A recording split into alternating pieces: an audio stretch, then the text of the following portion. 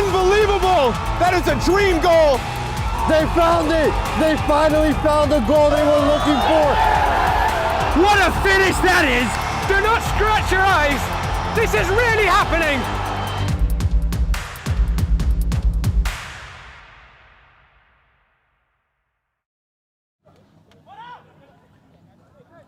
Hello everyone, welcome to the Game of Frame live stream. I'm Josh Pratt with Jake Gillespie on the call with me, Nick Kraus, Jorge Espinosa and Isaac Jersey behind the camera. We're at Segra Field in Leesburg, Virginia for the APSL National Final. A 10-month campaign spread across 9 conferences all comes down to today. The last 2 teams standing are Westchester Predators and Foro Soccer Club. They will take the field shortly, 2:30 p.m. kickoff. It's the defending champions against the bullish newcomers to the APSL. It's Pennsylvania against Texas. It's 2 giants colliding for the first time in history to be the 6th APSL champions. Both sides played in the national semi-finals less than 24 hours ago, and they really were polar opposite games. Westchester Predators were pushed right to the finish line by Premier FC. It was a 4-4 thriller that ended up being decided on penalties. Westchester may have prevailed, but beyond the expected wear and tear from playing 120 combative minutes, they have sustained some serious casualties. Ayab Muhu limped off in the second half with a pulled hamstring, and then the 19-year-old sensation Funzia Donzo was controversially given 2 yellow cards in the space of a minute shortly after completing a sublime hat-trick. Donzo's red, of course, means he's suspended today. Beyond both players' absence being a huge loss for Westchester's front line, it's certainly a massive shame for the neutral. We won't get to see their talents on display. Coach Santangelo has called the cavalry to Virginia to reinforce Westchester's battered and depleted squad. But how they will fare without Donzo and Muhu is a massive question mark today. Foro's semi-final could not have been any different. They were 4-0 up against Alianza after 55 minutes, and they finished the game at a canter, winning 7-2 in the end. They may have had 2 hours less rest than Westchester, but it's undoubtable they will come in much fresher today. With an average of over 5 goals a game, Foro could be the kryptonite that Westchester have so far evaded across 46 games in the APSL. But mind you, Westchester have had to endure tests in all 5 of their playoffs this season, and they've always found a way out. Jake, it's an absolute pleasure to have you on the call with me today. Westchester, you followed so much. You've seen them come through lots of trials and tribulations, but this is certainly their biggest test yet, isn't it? Yeah, I mean, it's funny how much this situation's mirroring the APSL regional final we covered last year, where Westchester coasted through their semifinal, was able to rest guys, didn't have to stress too much, and came into the final nice and fresh. And today, that shoe's on the other foot. They had to work and grind and battle it out. And of course, you mentioned a devastating red card for an up-and-coming superstar for Westchester in Donzo. They lose him, they lose Mohu, who has provided countless goals and assists for them. This will be, without a doubt, Westchester's biggest test in those 46 straight games that you mentioned. I really think that this is going to be a defining match for Westchester. If they can find a way to pull this out, it might be the one Blaze hangs his hat on in several occasions that Blaze has been able to hang that hat on. Coach Santangelo has called up 4 players to reinforce the squad today. Marcus Brennis, who's been a regular for much of the season for Westchester, he's going to start in defensive midfield. But the real ones we're going to keep a close, and also I should say Gary Zhang also is going to come straight into the starting lineup. He's going to be in centre midfield. But the 2 we're really going to be keeping an eye on, Jake, is Owen Slack and King as well, Thomas King, excuse me. So those 2 are going to be replacing Donzo and Mohu on the flanks, and it's really big shoes for them to fill, isn't it? You've seen plenty of Slack, and you've seen a little taste of King. So what's your thoughts about those 2 coming in today? Yeah, so what I'm interested about Slack. Slack's a very, very good player, very technical player, but he's typically deployed in the center of the park. And today he's being asked to replace, along with King, two of the most dynamic players, not just on Westchester, but in the APSL, in Mohu and Donzo. So Slack brings a different kind of skill set than a typical winger that we're used to seeing at this level. Maybe not the pace and the dynamic skill work that we're used to seeing out of Donzo, but a very, very technical player, a very good passer of the ball, great vision, high soccer IQ. King's going to be the really interesting one. Only I've seen him one or two times with the reserve squad for Westchester in USLPA action, actually. And it's going to be interesting to see how he performs. The few times I've seen him, he's performed really, really well, very dynamic, but it was against much lesser competition, in my opinion, than what Foro is panning out to be. Obviously, Foro coming in with a 7-2 win yesterday in a semifinal, national semifinal, by the way. So I don't know if King's ever played against competition at this level. It's going to be really, really interesting to me to see how he copes with that. Well, let's talk about the Texans. Foro FC from Dallas. As you say, Jake, they absolutely tore Alianza to shreds yesterday. Beautiful technical football throughout much of the evening. They've got some really, really good players in there. Brian Padilla really impressed. He's a Dallas Academy product, scored a wonderful left foot strike from a decently narrow angle and at some decent range too for the third goal for Foro yesterday. Also Jonathan Martinez, very impressive with a first half brace. Delgado got a brace in the second half. Mata got a brace. It's really a lot of combination play as well in the build-up.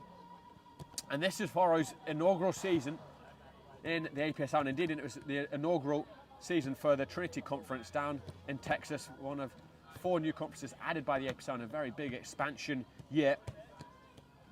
Previously, Foro have won the entire UPSL National Championship in 2021. So this is a big club. It's a club that has enjoyed national success before.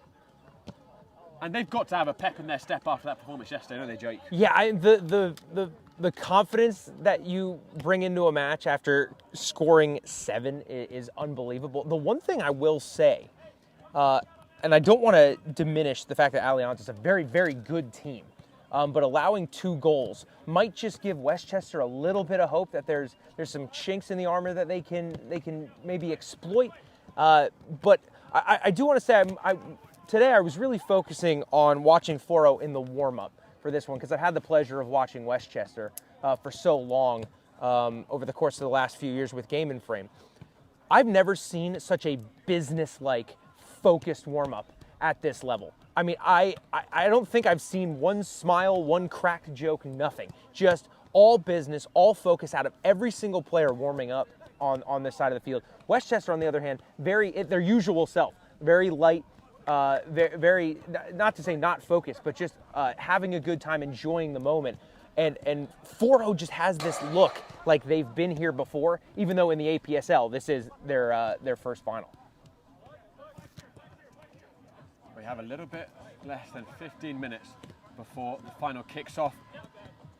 We spoke to both camps after their respective semi-final victories yesterday. Let's have a listen to what both teams had to say about the games yesterday and the final today.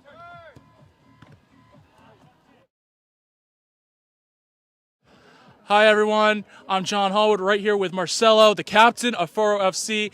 And again, congratulations on the win, a 7-2 victory over Alianza. How does the team feel? How do you feel right now about this win? No, I mean, I feel great. Had to get the job done early just so we can be nice and rested for tomorrow. Not an easy game to start. We started with some mistakes, but at the end, the team came together. So glad we got the result and ready for tomorrow. Again, you've never played this team before. What was the game plan going into this game? A team, like I said, you haven't played before. Yeah, I mean, honestly, just play our game. We know how we dominate in the midfield. So just the focus was play our game and make sure we score our chances and put them away. Again, going in tomorrow, you now face Westchester Predators. You guys came here early enough to see them get it through by penalties. How do you feel about your chances now, seeing that they had to go through 120 minutes and penalties? Well, I mean, you cannot come into any game confident that you're going to win. Just be prepared, prepare for a battle.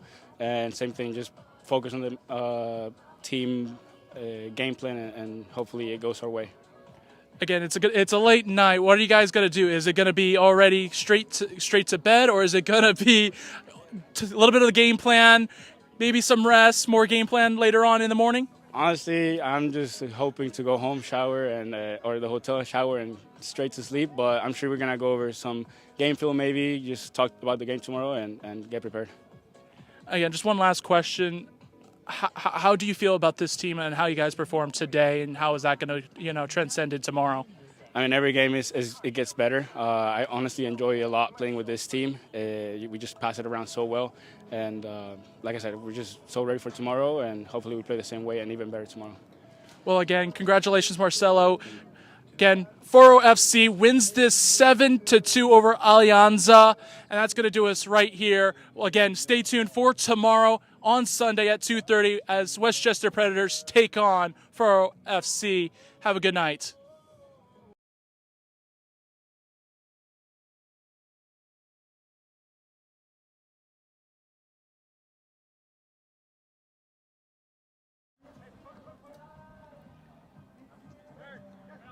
Fascinating insight from both teams, and huge factor is certainly going to be the fatigue with how quickly they can recover after those games yesterday. But also that it does accentuate the feeling of momentum, doesn't it, Jake, when it's so close? Yeah, and it's just the occasion that this provides with the first time APSL comers in Foro with a team in Westchester that's been there, done that. Is really interesting to me, and I'm excited to see, especially how Westchester copes with as we've talked about the lack of attacking options from the injuries / suspensions. They always seem to be able to come up with the next man up. We'll see if they can do it again. That man Donzo, we're going to get in frame right now, who we so are hoping to see today. It's absolutely astonishing, his numbers in the postseason. He scored 10 goals in 4 playoff games. 2 hat-tricks, 2 braces. They've all been decisive goals as well. They've given Westchester the lead. He's won 3 of those games with those goals. His hat-trick yesterday, of course, ended up getting levelled very late by Prima with a marvellous Alvarez free kick. Just turned 19 years old. But I think many people, Jacob, said they felt it was harsh, the double yellow. I was certainly one of them. But either way, there is just a lesson for Donzo. Perhaps that could be useful in the future, that he has had just about everything his way due to his talent in these playoffs. And life can give you these tough knocks. It could have been a pulled hamstring. He's got a little bit unfortunate with the referee, and he's got to sit and watch this final. Yeah, I'm a big believer in that. The only way that you are able to evolve and adapt as a player is by facing adversity. There's that famous Mike Tyson quote, everyone has a plan until you get punched in the mouth, right? And to this point, in my opinion, Donzo has yet to be punched in the mouth. And he's too fast to be punched in the yeah, mouth. Exactly. He just runs away. Whether or not you agree with the decision, the fact of the matter is he can't play in this match because of something he did on the pitch. And whether or not that is just is not the point. The point is he is not suiting up in a huge match, a huge occasion. The benefit is that the kid's 19 years old. Who knows how many finals he's going to have the rest of his career. This is a huge, huge learning experience for him. The only thing I will say is, as not just a commentator, but as just a spectator and a lover of the game, I feel cheated not to be able to see him play in this match, because he has come up time and time again in the biggest moments, and he is one of the most dynamic players I've seen at this level.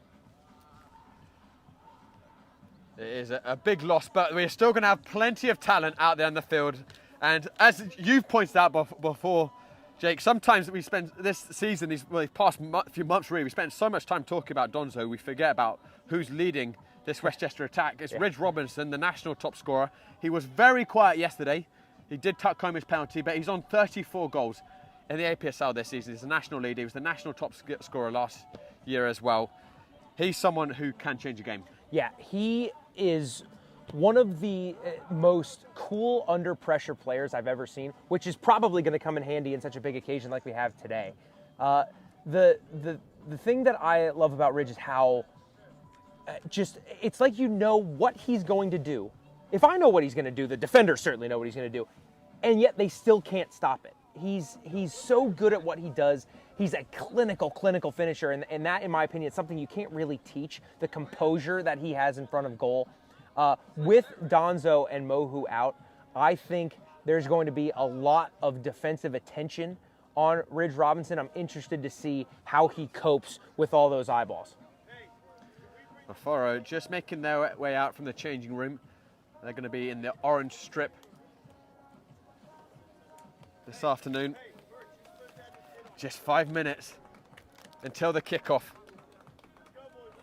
It's a long old campaign in the APSL. The journey started in September. Adds so much to the stakes, doesn't it, Jake, how long this season is? Yeah, and not just the amount of minutes that they've played, but let's think about the miles that have been covered, not just all season, but just for this weekend. I mean, Westchester is not particularly close to Northern Virginia, but that pales in comparison to Dallas, Texas, Josh. These guys have traveled basically across half the country to be here today, to put their skills on display. And I'm really looking forward to seeing how both of these teams really rise to the occasion.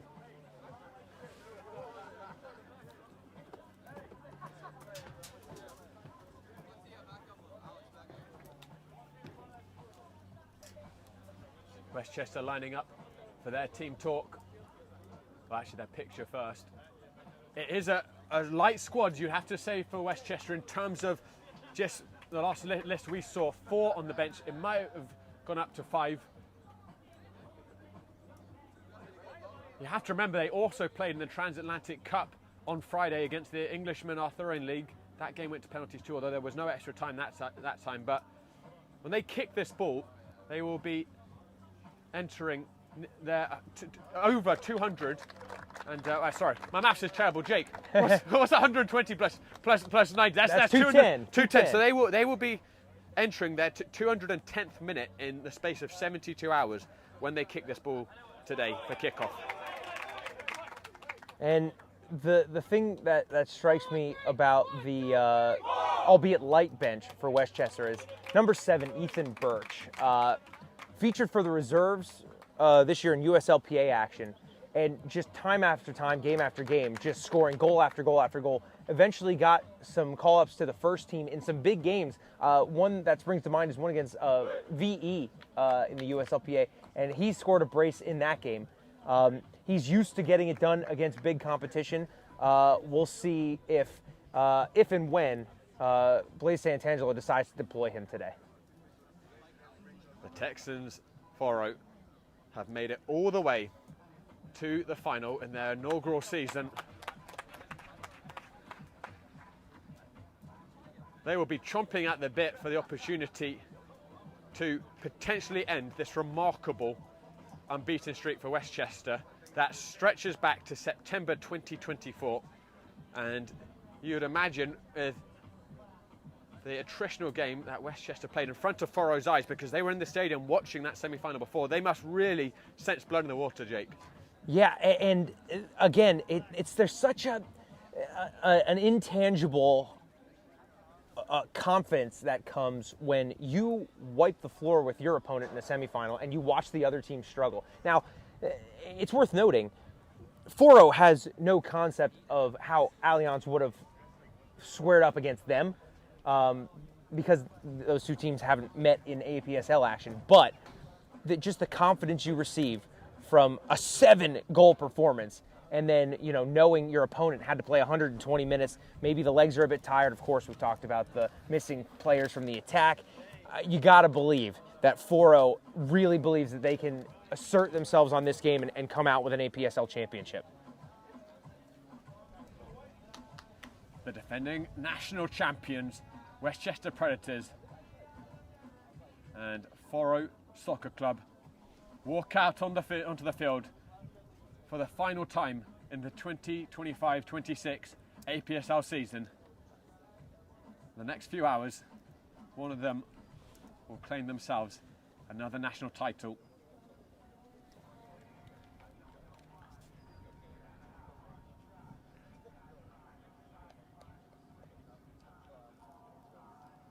Ladies and gentlemen, and good afternoon, and welcome to Segra Field in Leesburg, Virginia, for the APSL National Championship game.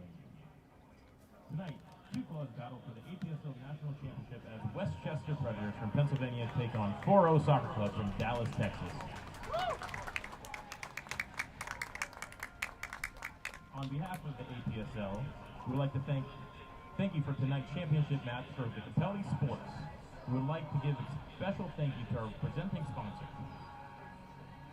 At this time, we ask that everyone please rise, remove your hats, and join us for the playing of the national anthem.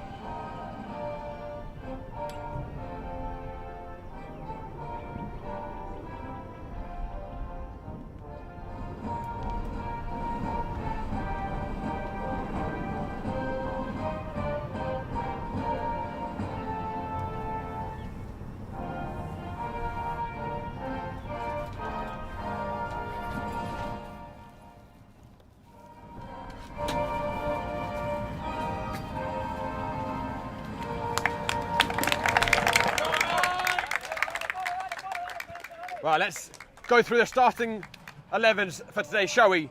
We'll start with the defending national champions, Westchester Predators. In goal, it's Valentin Canais, who once again came good in a penalty shootout, made a big save to set up Jake Weaver for the winner last night. And it is Jake Weaver who's going to be starting in centre-back in front of him, alongside Bogle. Both of those players played the entirety of the 120 minutes yesterday, so it'll be very interesting to see how their legs are. We're going to have Sean Tanaka at right back. Andrew Hilton once again starts at left back. It's a new look in midfield. Marcus Brenes back into the starting 11 after being absent yesterday. Gary Zhang and Luca Mella, who was excellent yesterday, got a wonderful headed goal. It's a very good midfield three. But the biggest changes are in that front line. Rich Robinson, the one familiar name at centre forwards, but with Finja Donzo suspended and Ayo Mohu, injured with the hamstring, they are calling upon Thomas King and Owen Slack as the wingers. Big shoes for them to fill. For the Texans, Foro FC, Randy Martinez in goal, Lewis and Ayaso, the centre-back, Sanchez at right back, Ambrose at left back. It's the same starting 11 as last night. Pedraza in the defensive midfield, Jonathan Martinez, who scored a first half brace in the centre midfield alongside Anika, Brian Padilla, the Dallas Academy product, on the left wing, Cesar Mata on the right wing, and Pedro Reyes leading the line. Both teams in 4-3-3 shapes.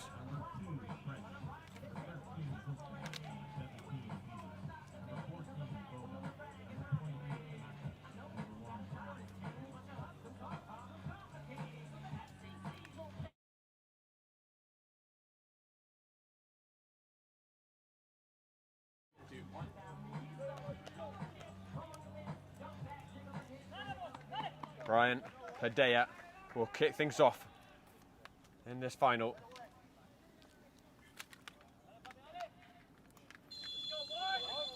The curtain raises on the final act of the APSL season. The defending champions, Westchester, have found a way back to the final, but they come into today battered, bruised, and without two of their three prolific centre forwards. There is no doubt that today is Westchester's greatest test ever in the APSL. The Texans Foro Soccer Club come into today much fresher and with a pep in their step after tearing Alianza to pieces last night. The Texans have the opportunity to be the first team to beat Westchester since September 2024 and lift the APSL national title in their inaugural season. It's the first time the teams have met, and we're in for a fascinating final. And it's always fascinating, isn't it, Jake, when we see two clubs meeting for the first time, and as you said, from totally different geographical regions, 1,500 miles separating these clubs. Right, and with it comes like just a natural, different style of play. You know, obviously, you know, there's going to be differences in play between even teams in the same leagues, but you know, I would imagine that the play in Dallas, Texas, must be very, very different from the amateur game we see in the Philadelphia region. And you can already see Ridge Robinson maybe not quite used to the physicality that the Foro defense is showing him already.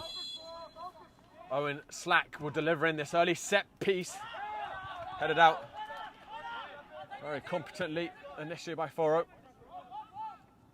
Mellor scored a really good header, almost on the edge of the penalty area yesterday. But he is another player, Jake, that covered so much ground, and he's just seeing him walk there after making that cross, you already just wonder how those legs are feeling. Yeah, and we saw him feature in the Transatlantic Cup on Friday as well, so even more minutes. The fine balance between the game action that you want and need versus the fitness that you need to go into an occasion like this is going to be really interesting to monitor with all the minutes that Westchester's put on the legs in the last few days. Lewis. Looks like perhaps a few positional changes from the lineup that was shed by Foro. So Ambrose actually looks like he's centre back and Lewis at left back. And Reyes seems to be dropping a bit more into the midfield. We didn't really touch on Ambrose, really interesting former MLS player for Orlando and Atlanta. Won the MLS Cup in the 17-18 season and the Lamar Hunt Open Cup in the 18-19 season. Played in the CONCACAF Champions Cup. Talk about a guy who's been there and done that. That's an incredible resume for an APSL player.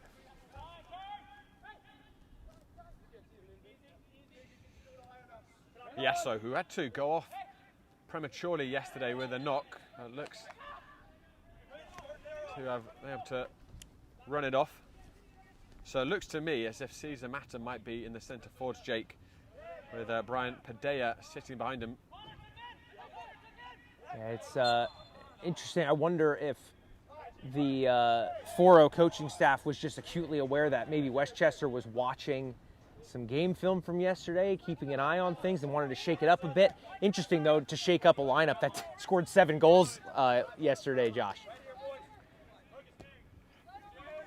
I'm also wondering, at least with this early shape, Jake, whether they're actually playing with a front two. It might not be a 4-3-3. We'll get a better sense that, I imagine, when they have possession. Here's Ridge Robinson. Off the ball.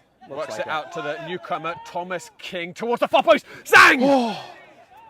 Saved by the feet of Martinez and then fired back in. By look like, I think King on that far side actually might have been Brenes, or Hilton even, excuse me, the left back who had ventured forwards, but good start by Westchester. We have one question answered already. Was the change in lineup, was the occasion going to stop that Westchester press from happening? Certainly not. The white shirts are on the front foot early and often in this game. Swung out by King. A little too high for Jake Weaver.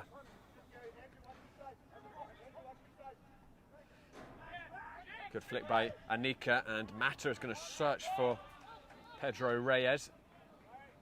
Or from Jonathan Martinez even, who got a brace in the first half yesterday in the semi-final. First goal was a very tidily executed header. I did want to point out something that we missed in the early days there, Josh. Ridge was held up on a ball over the top, and Iyaso already got a talking to from the referee. That's a center back that gets a talking to 2 minutes in. That might be something to watch as we go through this one.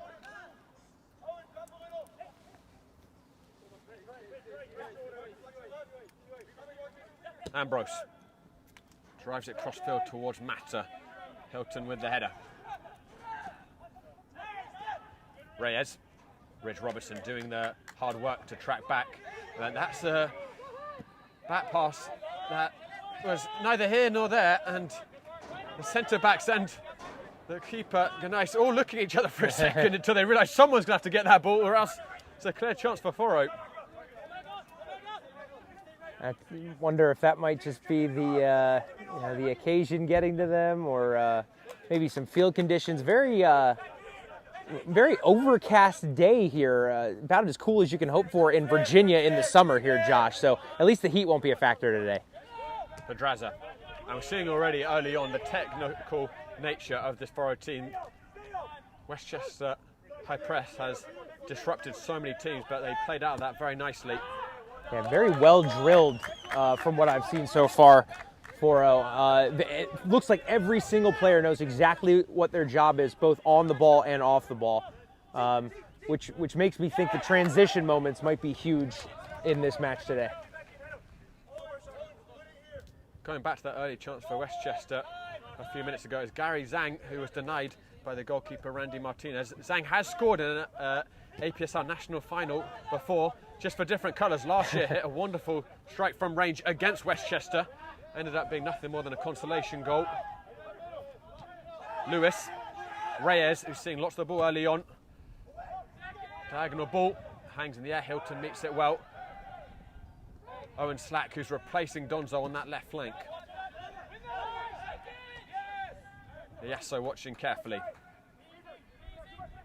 Anika. Sanchez back to Yasso.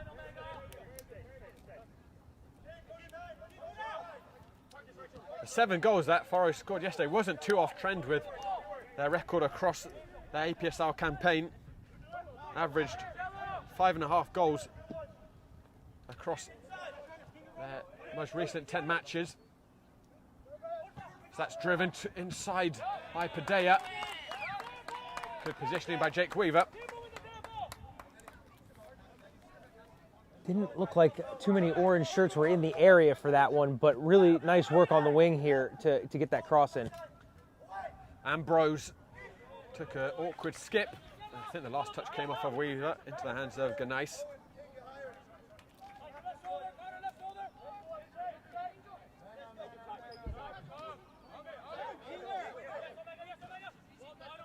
It's interesting seeing when Westchester have it, Luca Mella is almost in the centre forward position, Jake, and even sometimes when they don't have it, and I wonder if that's partly to just manage his legs.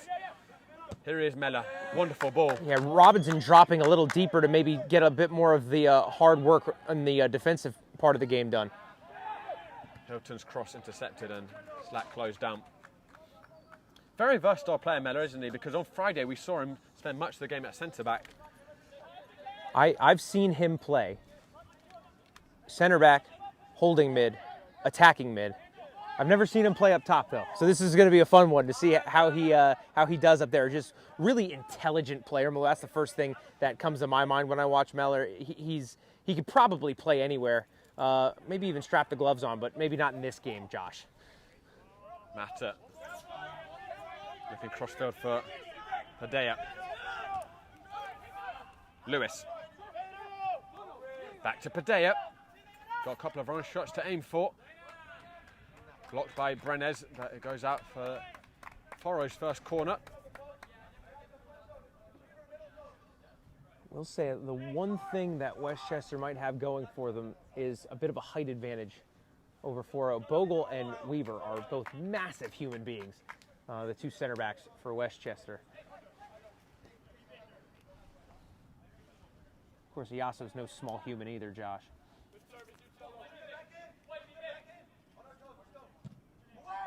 Swung in, decent ball headed out by Owen Slack. Sanchez sends it back in behind the goal. Excellent delivery in by Pedraza, had lots of whip, lots of pace in it. Josh, I'm glad to see. I was a little worried maybe we might see a bit of a cagey opening to this match just because of the occasion and what it means. I don't think either of these teams got the memo because it's been pretty open. Lots of possession in each final third, So I don't think we're going to have a boring match today. I'll tell you what's been a huge aid to all the teams this weekend, which was certainly an enemy of them last year, is the weather has been so much cooler this weekend. It's been cloudy the entire weekend. We've been sitting at below 80 degrees. Last year it was sitting around 90. Really, really tough for all the players. Still, certainly a lot of fatigue, as you'd expect when you play 2 games in 24 hours, but certainly welcome for everyone, I think. Mella, Tanaka. Mella again. Once again, searching and finding Owen Slack. Driving to the corner flag with that pass. Slack against Sanchez. Hilton. Zhang flicks it on. Mella! 1-0 to Westchester! Luca Mella scores again at Segra Field. He may have looked a little heavy-legged, but that head, with all the elasticity in the world, he flew into that header and gives the defending champions the lead. 11 minutes into the final. What can't Luca Meller do, Josh?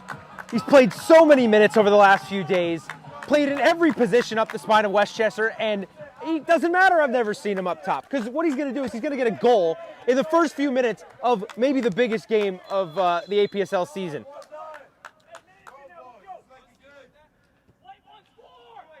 It's the perfect start for Westchester, and you would feel, Jake, again, talking about the fatigue factor, with the pretty safe assumption Westchester is more tired of the two sides. They need to be in a good position as we go into the final stages, don't we? Yeah, a buffer for them would be huge. And I will say, we were just talking about the weather before that goal. That is huge advantage Westchester, because you got to think, a team from Dallas, Texas doesn't mind playing in the heat, right? Westchester, while no strangers to the heat, wouldn't love. That one looked a little too heavy and offside anyway. The weather would definitely be impacting Westchester more today, with the more minutes they played yesterday, the high stress minutes they played yesterday. And the fact that we have a nice overcast, maybe a little drizzle, a little breeze going today is doing a world of favors for Westchester, when the heat could very much turn the tables the other way. Some of the loudest cheers in the stadium coming from the injured Ayo Muhu and Finja Donzo. Reduced to spectators today, but Luca Mella filling their shoes for now. The thing, and Luca Meller is maybe not the best example of this, because he's a veteran for Westchester, but the thing that strikes me about Westchester watching them in the last few years is they have so many players go pro, they have so many players move up the level out of the amateur game, and they always have someone to step in and fill the shoes. And in this case, it's Luca Meller, who doesn't play striker, and then they put him up there and he bags a goal. I mean, it's incredible what Blaise Santangelo and this Westchester team have been able to put together, where a missing player or two, even as important as Donzo and Mohu, isn't that big of an issue. It's incredible. One back by Lewis. Reyes. It's a good ball. Well, I thought initially, but actually too much on it. And I tell you what, Jake Weaver covered that ground as if he hadn't played 120 minutes yesterday. Helps when the strides are like 20 yards each, but wow, just turned the jets on to make sure that ball was seen out. And you can bet that the adrenaline from an occasion like this is probably helping the tired legs of Westchester. We'll see how much that pertains to the end of this match, Josh. We'll have to keep an eye on that. Jake Weaver, the man who sent Westchester to this final, scored the decisive penalty kick after 8 rounds of penalties. It was a shootout with as much drama as the 120 minutes before that. If you did miss that game, definitely worth a watch back. I think we are going to put up extended highlights later today. We just had to. That game deserved it. Definitely one of the best matches we've ever streamed between Westchester and Prima. Foro certainly do not need to panic. They've got so much time. They have never failed to score in the APSL. And I mentioned those frightening score statistics. Excuse me, a little tongue twisted there. But they've got 7 goals between 4 of the players on the field today. Brian Padilla, the former Dallas Academy product, scored Really nicely taken strike. Jonathan Martinez with the brace, sees the matter with the brace. Hoy Delgado with the brace as Luca Mella trying to will the legs back into action to chase that. One thing I will say, Josh, that what Foro can take comfort in is that Westchester is not very good at the whole we're going to sit back and park the bus type thing. They will go for it until the whistle blows. And while that is great from a neutral perspective, Foro will look at it as a positive for them to try and level this one up. Westchester's defensive record certainly doesn't make for good viewing in the recent playoffs. They've conceded 8 goals in their past 3 playoff games, 3 against Hoboken, and those came in the space of about 30 minutes in the second half. Just 1 against Nova.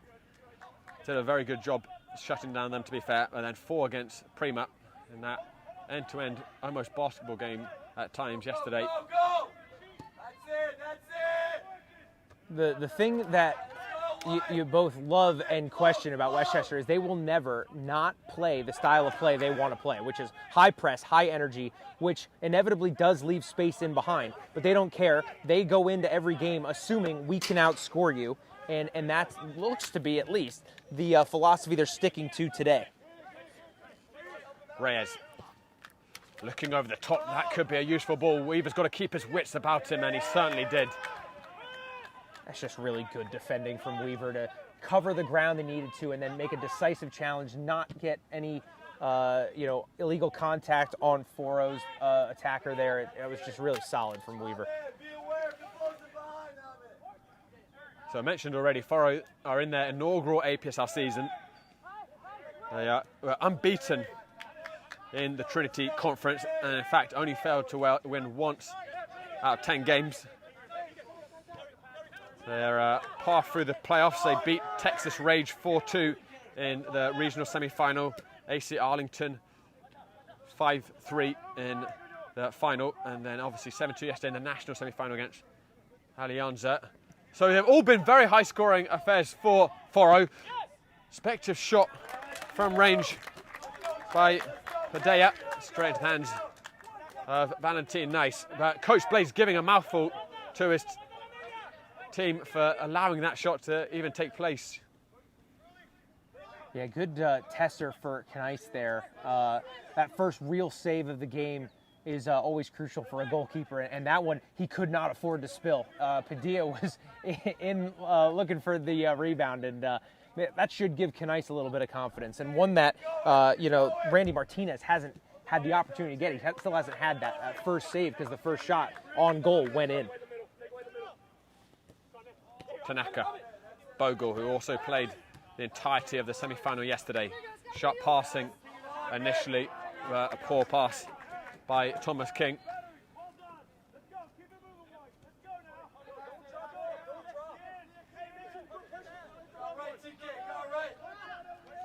Ambrose, as you mentioned, Jake, the former MLS player, also part of the coaching staff for Foro.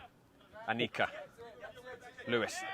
It's a good press to win it back. Ridge Robinson stretching for that pass. What an asset Ambrose is for this Foro team, the wealth of knowledge and experience, and honestly all the little idiosyncrasies you get from watching really good players in the MLS that he can bring and share with his teammates here at Foro. It's just a wealth of knowledge he can share. Spray crossfield to Lewis. Touches it inside of Tanaka. Jonathan Martinez. Martinez again. Heavy with his touch, but he may get it anyway. Finds the centre forwards Matter. He ran out of real estate, and good step by Brenes. And driven crossfield towards Ridge Robinson.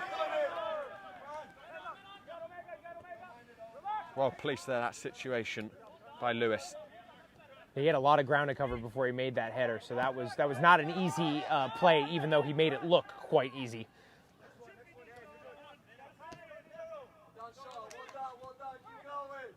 Anika. Martinez, Brenner's got a foot to it.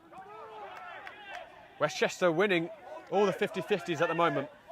Yeah, that's just a normal high intensity kind of attitude that Westchester brings to pretty much every match. I wouldn't be surprised if that trend continues. I think it's really going to be, can the technicality of Foro outdo that intensity from Westchester? Anika. Zhang with the tackle. Anika. That was a little late by Mella, and to be fair to Anika, he took that very gamely, didn't go down. He probably could have. Could hear the contact from it. Wasn't a ton in it though. I do get that he could have went down there, but also just stay on your feet and try and make a play. Zhang was thinking about it. That would have been interesting. Ridge Robinson. What I'll be very interested to see, Jake, is someone like Luke Mello. Obviously adds a lot of quality, but you can see he just can't really run that much. Is he going to last beyond half-time, or is Coach Blaze just looking to squeeze as much out of him in this first 45 minutes, and then it's someone else's turn? Yeah, and again, I turned to Ethan Birch, who is dynamic, pacey. I wonder if it's a situation where Blaze is just waiting and seeing how Meller copes with this, and then once those defensive legs are a bit tired, we turn to Birch. Here's Meller again, who did find the opener. Oof. His second headed goal of this weekend. A lot of credit has to go to Gary Zhang as well. He did a really good flick on, made sure he kept the pace on the ball, so Meller had something to work with. Yeah, that's a big key for those cross balls, is if you take all the pace off, then you don't have any momentum to add onto the header. You know, the head swing and your neck strength can only give you so much. So to be able to give him a service with a little juice on it is, I think, in the end, what allowed Meller to power that one past the keeper. Zhang wins it back.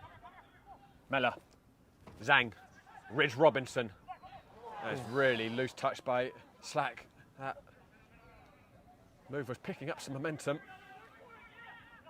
Lovely interchange between Anika and Martinez. Martinez inviting Massa forward, but the run not quite timed. It's a couple times where Foro's looked to exploit that space in behind, and Canais has played a nice high line, but we saw it with Zhang. Might be something where the Foro players are taking that data in and picking their head up when they cross the midfield line and seeing if maybe they can get a cheap one over Canais' head.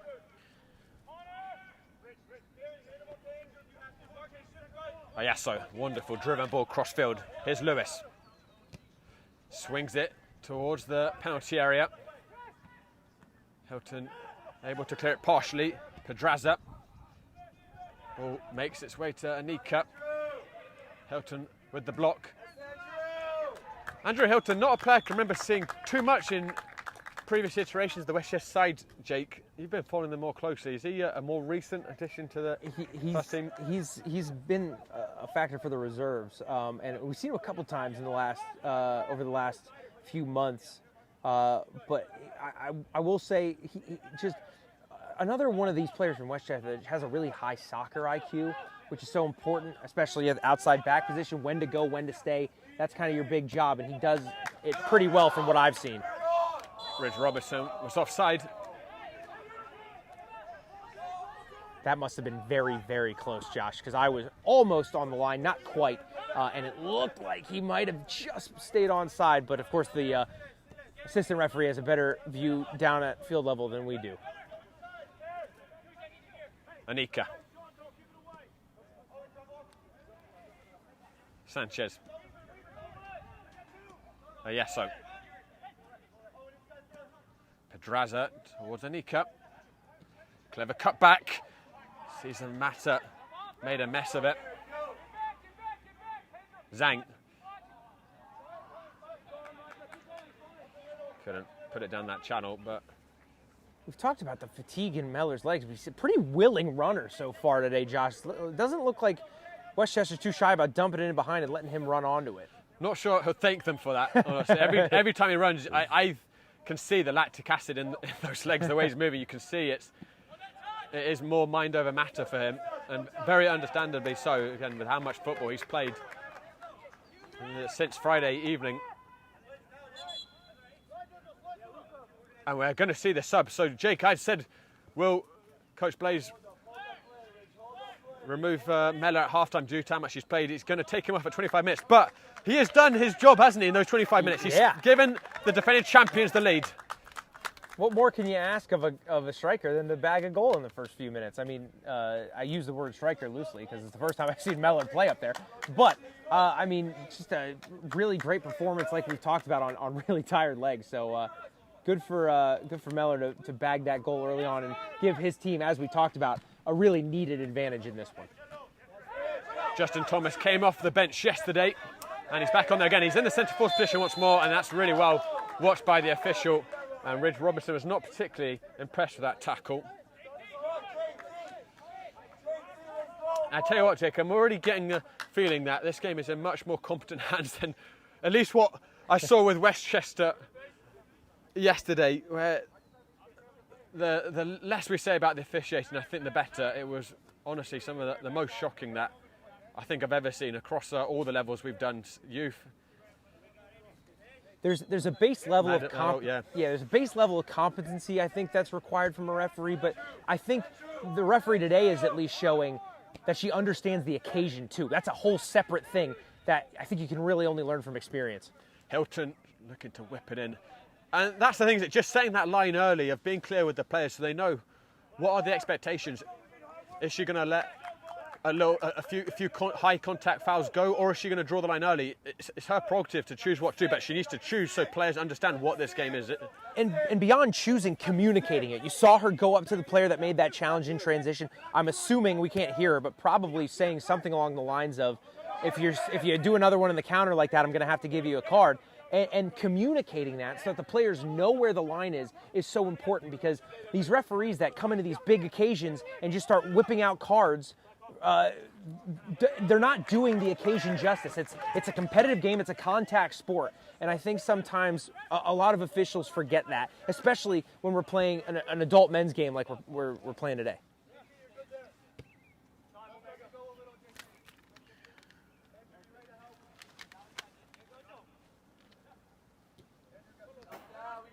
Fight into Pedraza.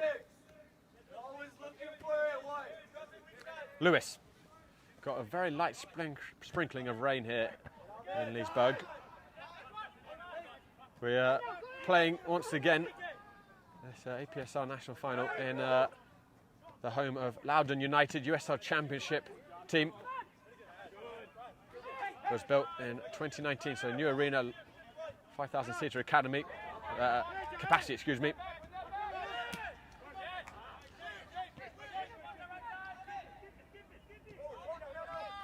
Really cool to play in a dedicated stadium for the game of soccer, Josh. 4 stands, nice and close to the pitch as well. Really interesting to see the kind of atmosphere Loudoun United create on a match day. But for this occasion, it serves as a really nice amphitheater for the action. Andrew Hilton. Owen Slack. Asked a little bit too much of Justin Thomas.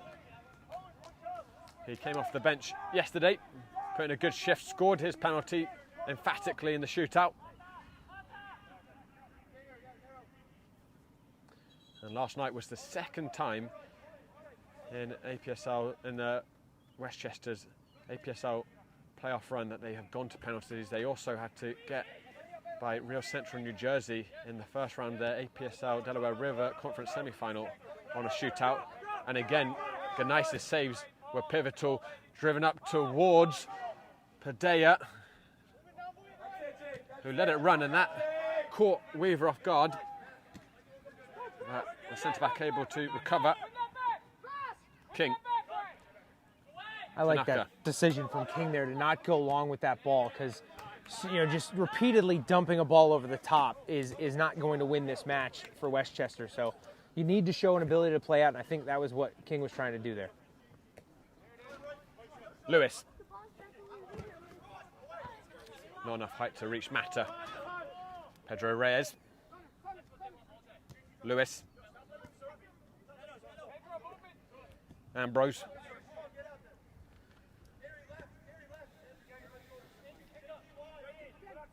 Ayasso.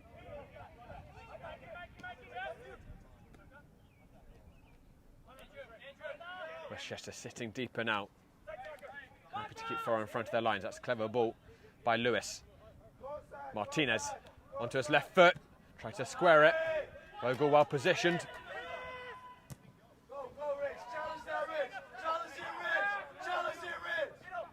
Really calm defending by Ayaso. Not frequently you see a guy that big and physical with that kind of composure on the ball, Josh. That was really, really impressive from Ayaso there. Sanchez. Cesar Mata. Sent in towards Jonathan Martinez. Bogle's always going to have the height advantage there. Brenner's looking for an option.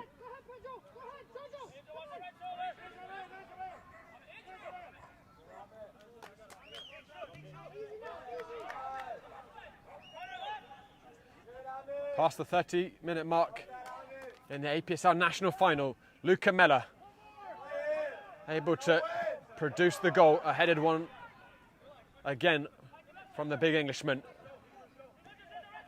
And that's been perhaps the only contribution he made in the first half, really. He did lots of running, but he had such heavy legs. It's not Christian at all. He played so much yesterday. Got a few touches other than that, but it's such a big goal for Westchester, isn't it, Jake, to give them the early lead?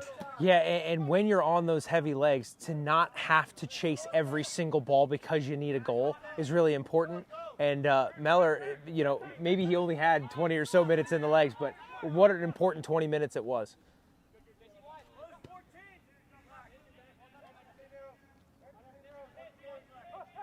Sanchez. A little indecisive. Did well to keep it in though, Sanchez. Mata showed too much of that ball to Andrew Hilton. Slack. Zhang. The tackles are starting to come in a bit thicker and faster now, Josh. It's the passion, the occasion is coming into view, especially since that goal was conceded. Foro have turned it up a notch. Tanaka.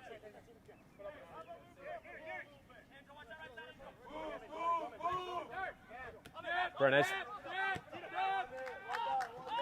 Westchester happy just to keep the ball. Zhang inviting Hilton forwards, but that angle off with the pass, he sliced it.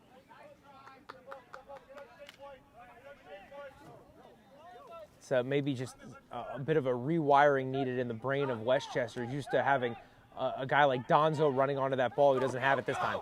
It's Thomas, pass one, and he overran it. It was a lovely little jink of the hips by Thomas, but too heavy on the takeaway touch. Very, very, very close to having a really good chance in on goal. We might have another one here coming. Good work by Hilton, who's been excellent so far. Ridge Robinson, just about able to keep that attack alive. Zhang. Thomas. Andrew Hilton, poor cross.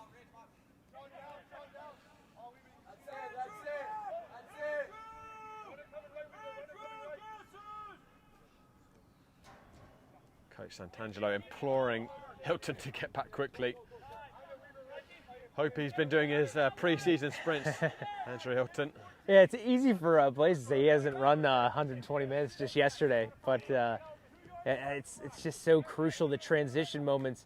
They're big in every game, but I think especially when you have two teams that seem as evenly matched as we have in this one, those transition moments become even bigger. King. Ridge Robinson. Brenes.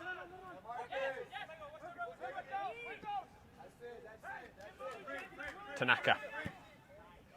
Searching ball over the top. Gary Zhang is in behind. He's onside. Zhang around the keeper. He's got Thomas with him.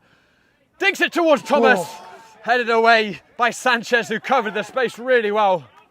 I just wonder if Zhang had an opportunity to try and put one on frame right after that touch, after he beat the goalkeeper. The angle would have been tight, but he had an open net. King back into the mixer. Ayaso that time well positioned. And Tanaka had a tug of the shirt of Reyes. That was the first foul. And then Reyes may have know what he's doing as he hung that toe out afterwards. I think that was really well handled there because the referee rightly spotted that foul from Tanaka, but I think maybe just, you know, her approaching the Foro player there, Reyes, just kind of letting him know that that little hit out after the play wasn't okay either. Ambrose. Reyes. Who's certainly the playmaker. You see how deep he was there, Josh. He's way back just trying to get on the ball because maybe just not happy with how many touches he's had so far in this one. It was just really interesting to see. He was between the two center backs there, which was very, very deep for who we had listed at least as the front man in the attack. Nice howls it out to Hilton. Tried to let it run and couldn't keep it in. Good touch by Pedraza. Gets it back. Mata. Reyes. Zippy football from Foro. Lewis got the meg on Tanaka. King was covering behind Tanaka well. I think otherwise there may have potentially been a foul there for obstruction. I always thought those were interesting because when you put the ball through the legs, you can't expect the defender to move out of your way. So it really threads that needle between is he obstructing play or does he have the right to that space that he was currently occupying. Interesting one, referee decided that was not a foul. Oh, and Slack. It's a poor pass by Slack.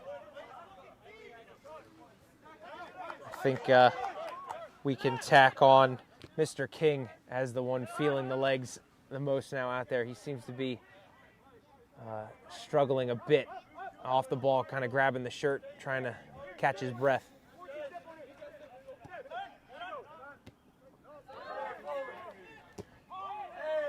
Zhang took a heavy one there. Anika. Martinez. Padilla returns it to Martinez. Well-timed tackle by Weaver. I think felt as if he should have got a foul. He's right in front of the linesman. And from here it looked as if there was a little swipe at his legs, but nothing doing for Westchester's hulking centre-back. I like it though. The officiating crew decided not to give a foul on that nutmeg from Foro, and then maybe not giving one that Westchester feel they should have had. All square in my book. Pedraza. Pedro Reyes. Pedro Reyes, that had some venom on it. Ooh. And, you know, Ganaisa looked like he had his body behind it, Jake, but that very nearly went through him, didn't it? Yeah, so as a goalkeeper, one of the most awkward shots is that one kind of right like at the belly button, because you can either decide to drop your body and get your hands over it or try and kind of lift your body and get your hands under the ball. And it looked like Kanice was kind of caught between two minds there and very, very nearly got caught out. Miscommunication between Slack and Zhang. Lewis keeps possession for the Texans. Very methodical on the ball. Foro, not rushed. It's intricate passes. Zhang holding off the tackle. A loose pass. You just wonder if maybe they could have spotted that foul and played advantage, but Reyes looking for a very ambitious pass. Weaver cut it out. Didn't really get an adequate clearance though there. Jake Weaver. Tanaka cutting out the ball by Weaver's foot on that touch was about 7 feet in the air. I don't know if you saw that. I can't believe he had the hips to be able to get up there. Ambrose and Thomas chasing it and shoulder to shoulder. Again, right in front of the linesman, that contact.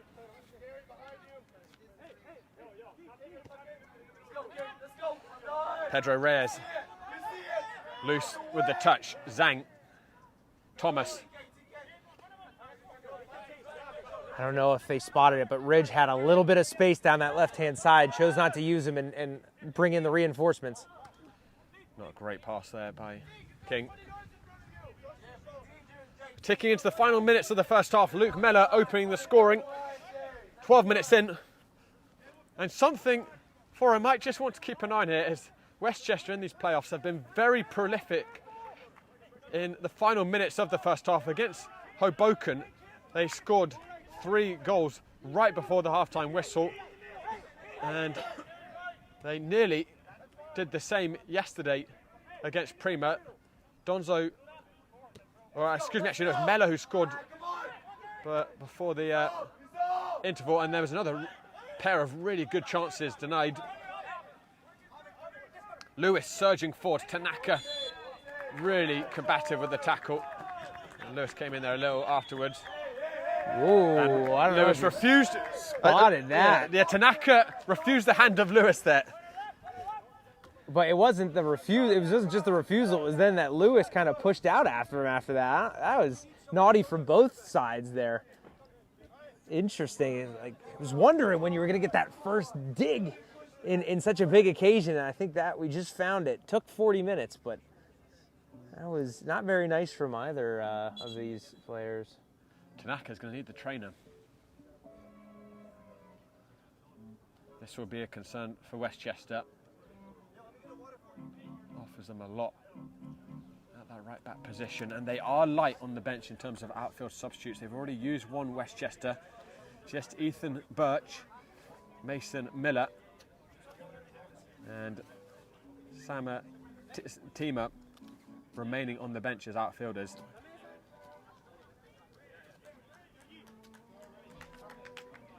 The referee just went over and had a word with Lewis about that little exchange he just had with Tanaka. So it was spotted by the referee. See if she continues to keep the cards in the pocket, which I can't complain about. I want to keep 22 players on the pitch, in my opinion, for such a big game.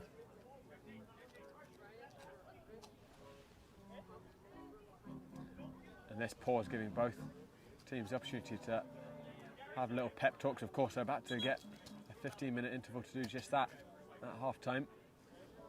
Interesting to note, you mentioned before the collision there about Westchester's efficiency before the halftime whistle, but I think what a lot of people who maybe didn't play the game don't realize is that the legs don't get heavy in ascending order as the minutes go by. One of the heaviest your legs are going to be in this game is right about now. You've just run for 45 straight minutes, and they get heavier now than, let's say, in the 55th minute because you've had 15 minutes to rest and recover. This is maybe one of those times when Westchester might be thinking pragmatically, sitting back, trying not to concede, going into the break with a 1-goal advantage.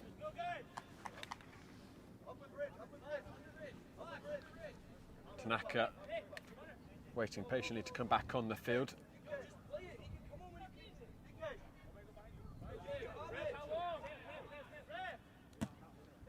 Nice pass it forwards, and Tanaka signalled back onto the field.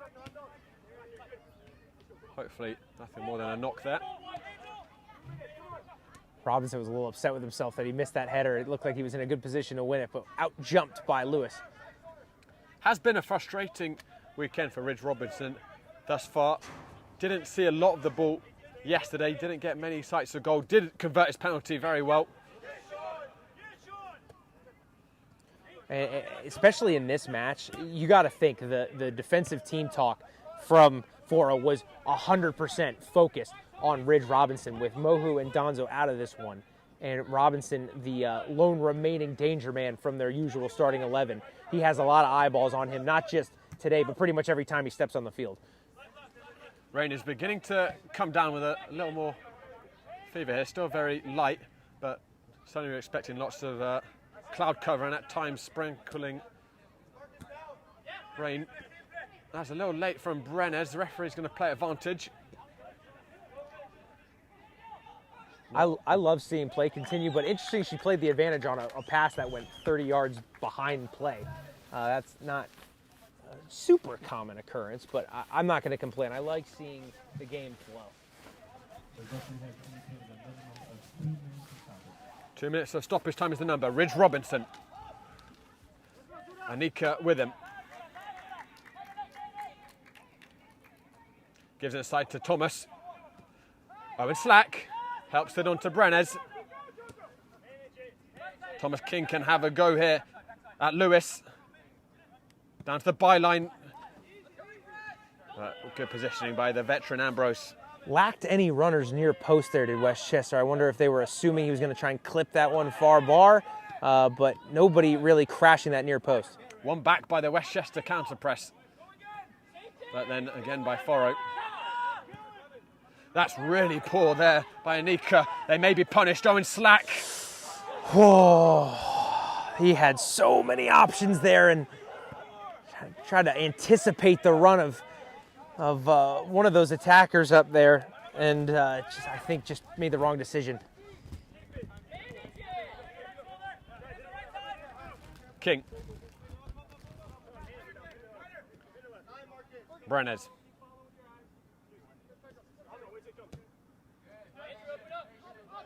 Bogle. Hate to point out, but the only man who missed a penalty for Westchester last night out of the 8 takers. It's a real penalty clinic last night, honestly. That's why it took us so long to find a winner in that shootout.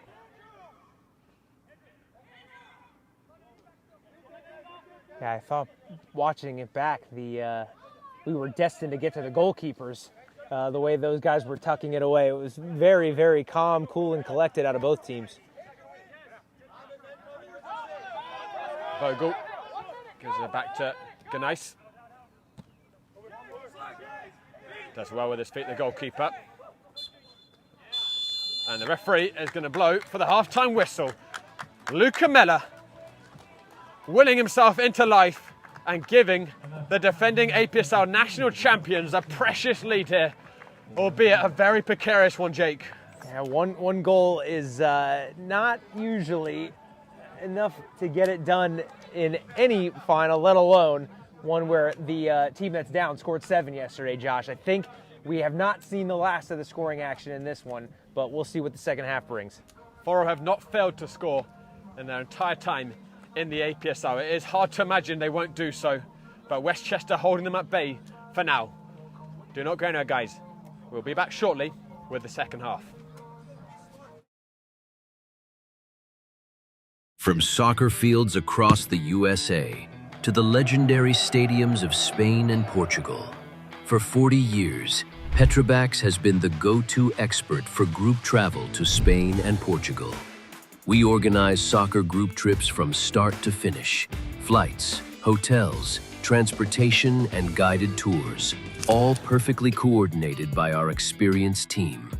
Your trip can include attending La Liga and Portuguese Primeira Liga games, matches against local teams, pro training sessions, and even tournaments. As true experts in Spain and Portugal, we'll ensure you also experience the rich history, vibrant culture, and incredible food these countries are famous for. Celebrating 40 years of crafting unforgettable journeys to Spain and Portugal. Petrobax, your team, your passion, your trip to Spain and Portugal starts here.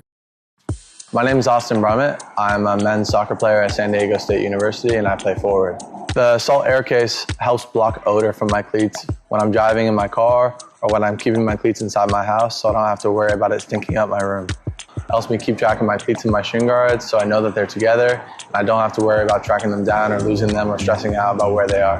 I would definitely rock this, walking to the games, walking around to my trainings. And it's super helpful for travel. When I travel in the airport to go to away games, it's not going to stink up my backpack or stink up the plane where I'm sitting.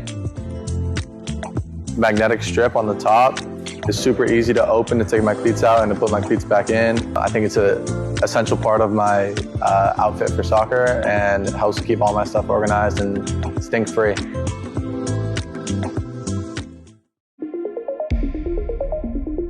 A quality highlight reel is crucial for college and pro recruitment.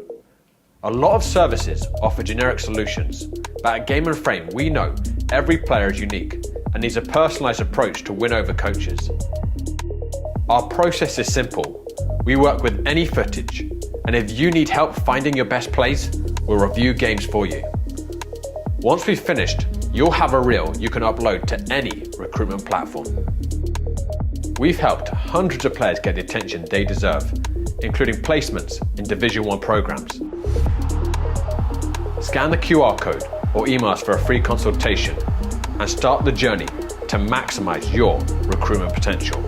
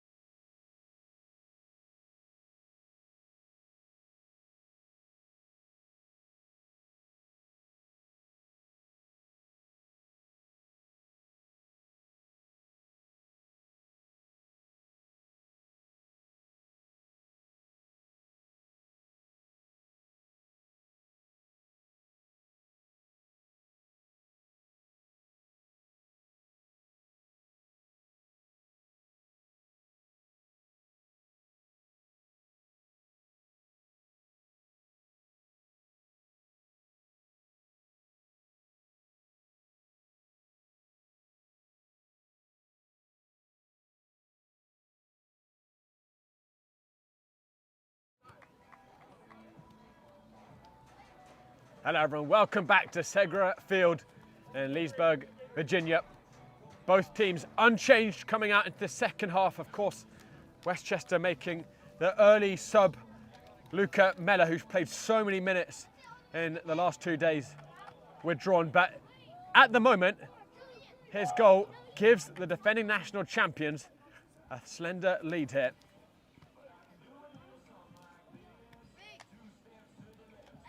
No changes for Foro, Jake.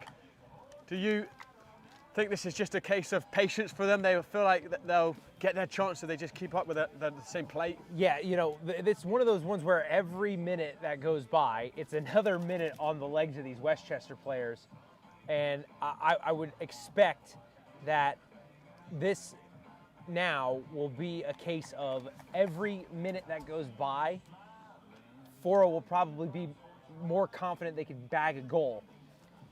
The key in any one-goal game is who gets the next one. I think that's going to be incredibly decisive in this one. If Westchester can give themselves a 2-goal advantage, I think that will matter more when the legs start getting tired. If Foro can find a way to level this one up, both the advantage of momentum and the advantage of the fresher legs are going to go towards the team in orange.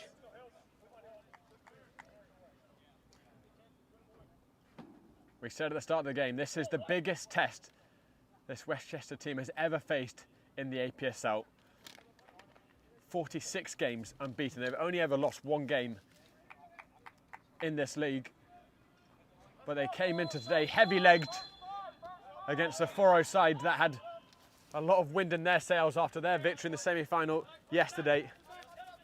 But thus far, it's been so far so good for Westchester.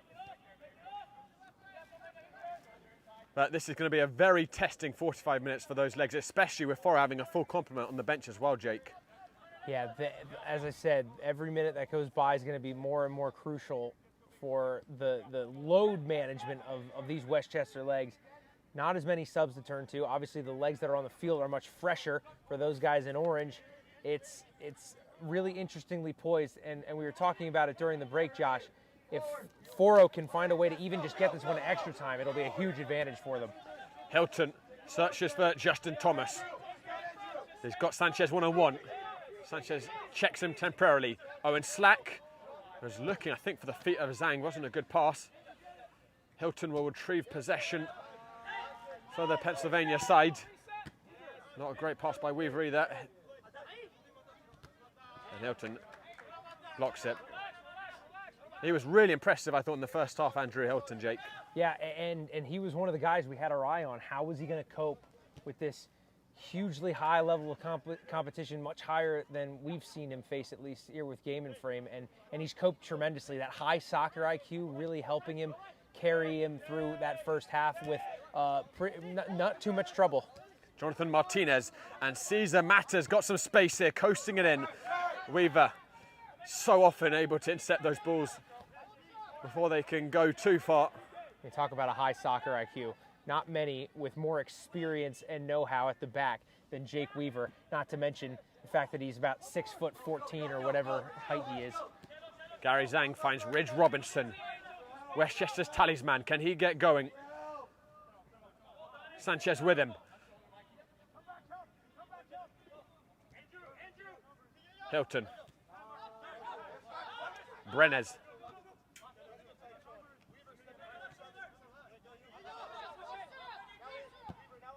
Brenes drills it crossfield. What a pass. King showed a little bit too much to the fullback, Lewis. I thought that was really interesting, Jake, seeing Ridge Robinson taking on Sanchez, because he did actually get past him, but you could see, again, the fatigue was there. He just didn't quite have it as he tried to sprint.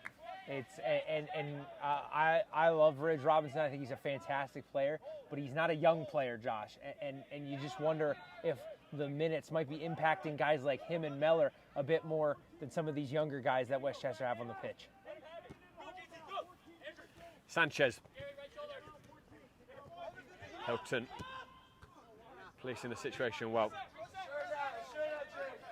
And going back to what you said about the minutes, Jake, and how every extra minute favours Foro with the fatigue difference between these teams.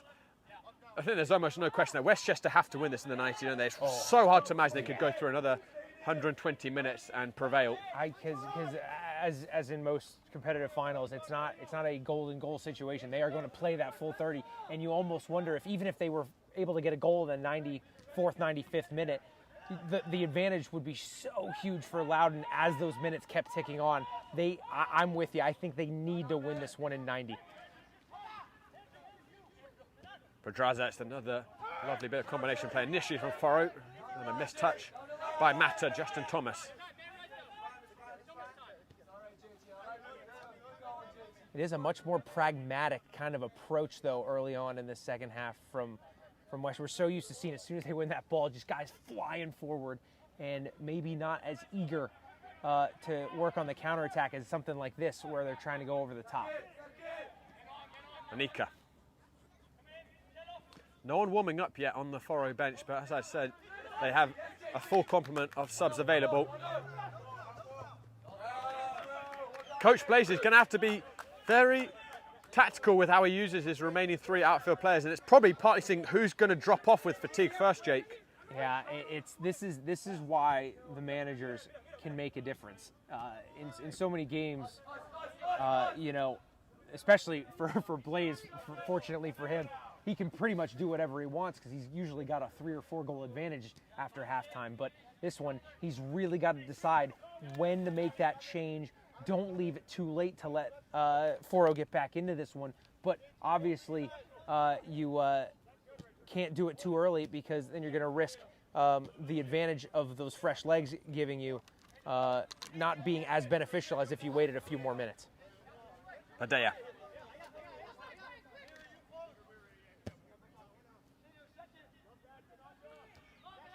This switch hung up in the air. Tanaka looks fully recovered after that. I'll tell you what, Tanaka's really impressed me, not just this game, but throughout the whole season. He's a guy that really didn't feature much for Westchester last year, came into the team this year and has made a real difference, especially here in the APSL. Looks for Justin Thomas on the diagonal, and you know that was missed by Sanchez, not by much, so Thomas couldn't really anticipate that. Actually, I think Sanchez got a slight touch on it, but not a lot on it. Throwing for Westchester.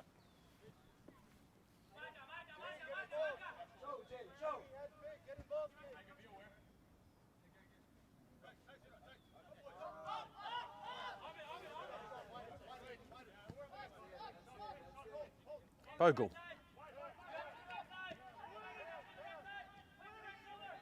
King. Tanaka back to Bogle. Weaver. That pass a little off, and Weaver, another player who's carrying a lot of minutes now. Played all 120 yesterday. And the trap has been sprung by Provo. Ganice to the rescue. Mata streaking through the back line. It looked as if he was in, but Ganice made himself big out of his box, took a massive gamble, paid off big time. If he didn't keep that chest up, that would have been a big problem for Westchester because it would have likely either been a red card or a goal. And really important piece of goalkeeping for Ganice to keep this one a 1-goal game. Cesar Mata is in a heap after that tackle with Ganice. I'm not sure if there's some afters there, Jake. Obviously, all accidental, but Ganice with his momentum and obviously Mata with his momentum, they might have collided there. Yeah, I really don't think it's a foul, but there was a big collision. So shot comes off the boot of the Foro man, hits Ganice on the chest, and cannons out, and then Ganice's momentum carries him through the Foro player. Giving a foul there, I think, would be ridiculous, despite the shouts from the Foro boys. But it's just an incredible piece of goalkeeping from Ganice. And the only thing better than that is the fact that it looks like the Foro man's going to be able to continue here, because that would have been a real shame and a sad end to the final for him. You see him trying to run it off. He went from hopping on one foot to gingerly putting weight to eventually running it off. And he's going to come back on now and see if he can play on whatever it is he did. It's good to see because that I don't think that was play acting there. from the Foro. I mean, I think he really got cleaned out by Knice after he made that big save. Just the momentum again, taking him through the player. But good to see him back on both feet.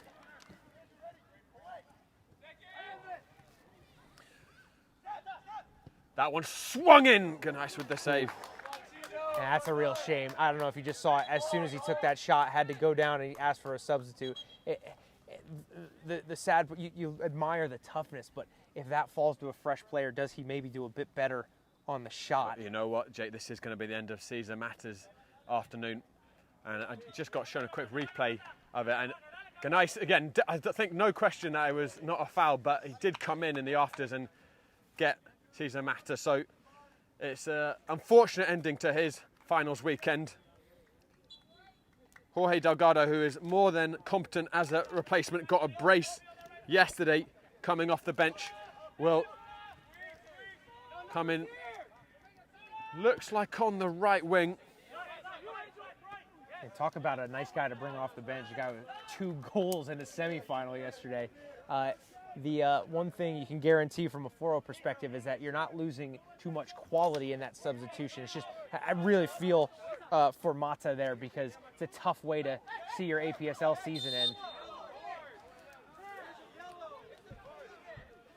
Jorge Delgado is the top scorer for Foro.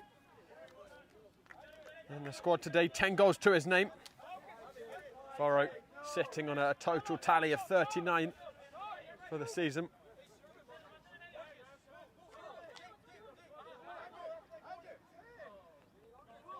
Jake, I'm trying to remember if Knice had to make as important a save as that so far in the game. I think that's the first clear sight of goal, as there's some pushing off the ball there. Yellow card. And again, that was, I didn't mean to interrupt you there, Josh, but that was Iyasi, the player that got the talking to like 2 minutes into this match.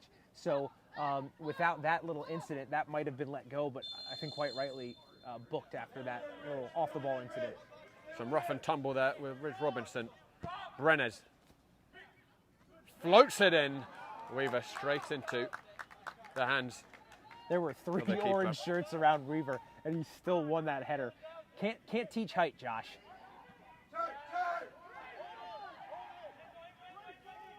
Sanchez.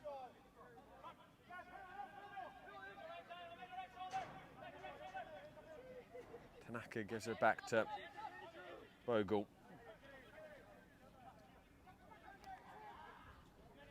Zhang.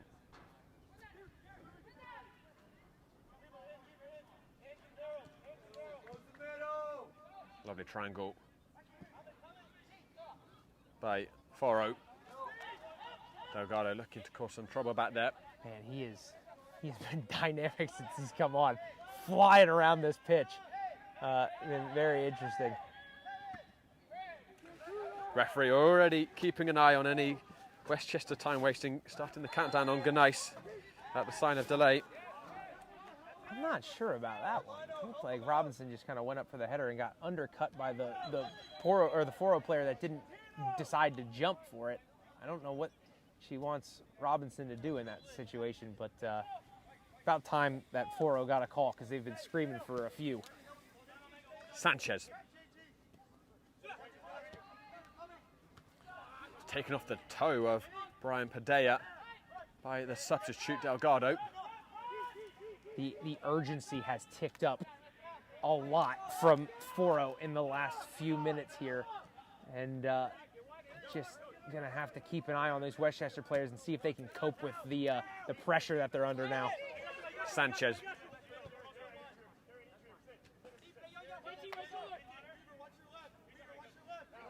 Oh yes, so just looking down the channel for Delgado, who wasn't on the same wavelength.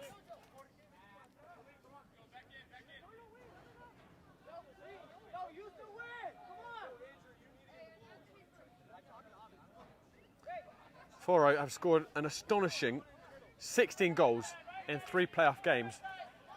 But right now they're looking a little short of ideas, Jake. They've got a lot of time. I always say that a team's creativity is inversely proportional to the amount of complaining they do to the official. and that's been ticking up recently. We'll see if it stays that way. Thomas has done really well to keep that in. He's gone down in the box. That's a huge no call, Josh. And you know what? The referee's got bailed out there because the linesman in the end signaling that had gone out for a goal kick. Wow. And that's going to be one to watch back. Did it go out or not? If not, that from here at least looked like a lot of contact pulling down Justin Thomas. For those of you watching at home, maybe not as familiar with the rules, that entire ball needs to have crossed the line. If there's even a smither of that ball touching white, that's not a goal kick. So, you know, obviously being up here in the middle of the field, there's absolutely no way we could have determined if it was entirely over the line or not. But wow, a huge decision from both the assistant referee and the main official to not call a foul there and to instead award a goal kick. Jonathan Martinez is going to be replaced by Anthony Nguyen. Salem Chavez coming on for, I just have to have a look at this. I think it's Sanchez who's been withdrawn. Yes, it is Sanchez off the right back. So Chavez, or Nguyen, excuse me, on at right back. And then we'll have a look shortly where Chavez has gone. It'd be interesting to see if that was a change of shape or just a change of personnel. It looks like on the ball at least about the same, but we'll see how that looks off the ball. It does look as if Chavez has gone into the centre of midfield.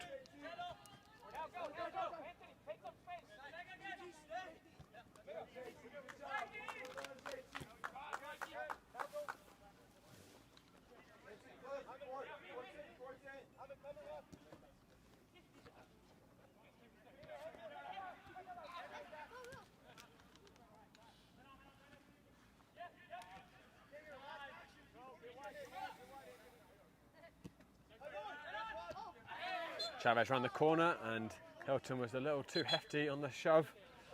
30 minutes remaining in the final, and Ethan Birch is going to be introduced for Westchester. Thomas King putting in a decent shift on that right side, Jake. Yeah, I think he had a pretty solid day, but he's one of the guys you could see. I think the legs were starting to get really heavy.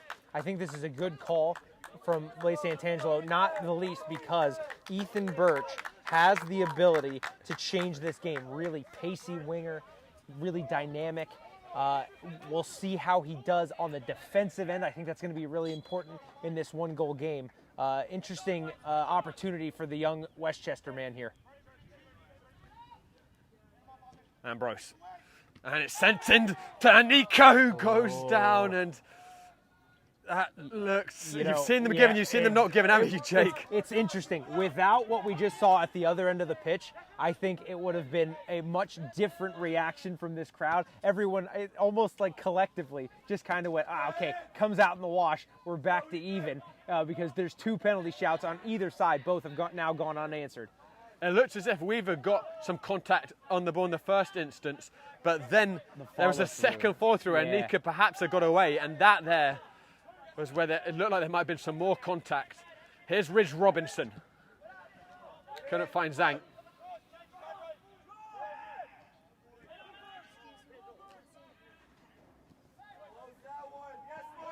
Loose by Foro. Justin Thomas. What West should do with for a second, and that's, you know, to me that looked like a dive, but oh my word, it's a huge decision. The referee has sent off Ayoso, and the final swings massively in the favour of the defending national champions.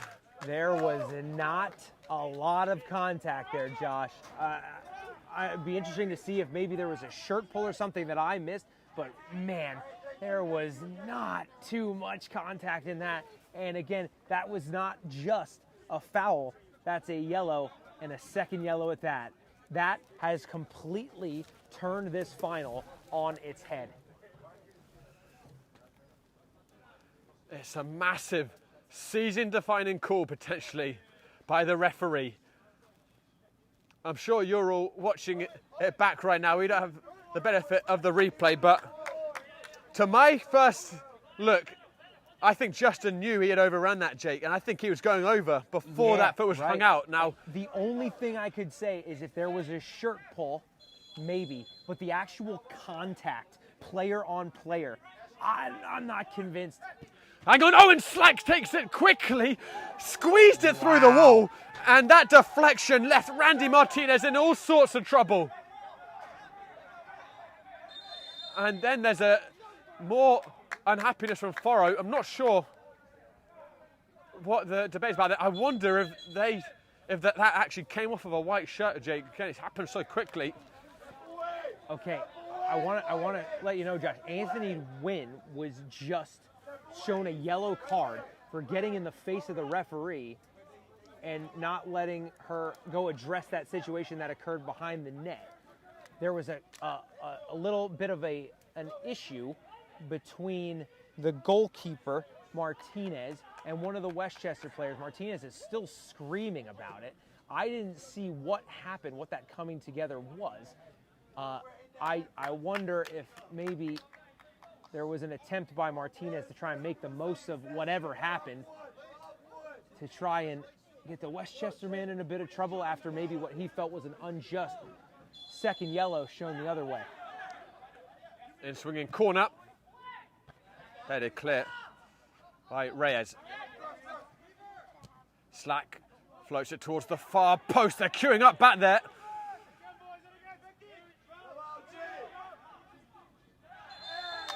And Thomas is going to win another free kick.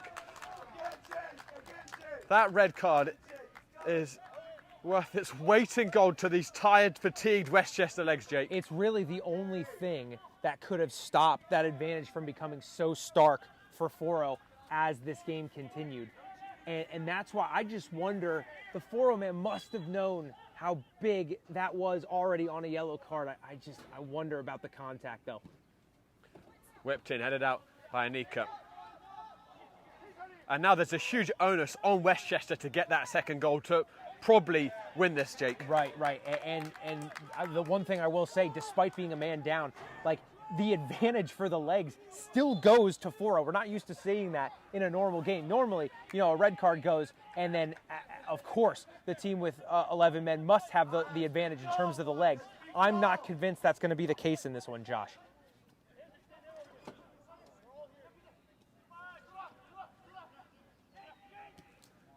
Anika, that's a lovely ball. Padilla just over the crossbar. Onside as well. The referee's flag did not go up. That was onside. So that was live, just couldn't keep it down after that ball kind of never seemed to want to come down for the Foro man.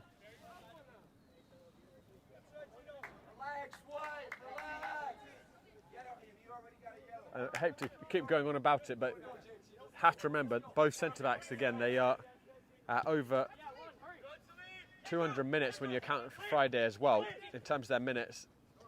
And, Josh, we've talked a lot about the physical fatigue. Mental fatigue. Hang on a second, Jay. This looks a little promising. Sorry to interrupt you. No, Martinez got dangerous. There. A little bit of a hospital pass back to his goalkeeper. And now Thomas has got some defending to do. That's another short pat by Ganais was caught. Referee not interested, and then the ambitious lob going well wide. End-to-end stuff. Man, just goalkeepers at both ends getting involved, the field players not being very shy about the contact. But what I'm saying is we talk a lot about the legs, the physical fatigue. Mental fatigue is a real thing. And it's honestly more common in players than maybe physical fatigue. A lot of these guys, younger guys that can run the required amount, but can their brains keep up to the speed of play as the minutes tick on?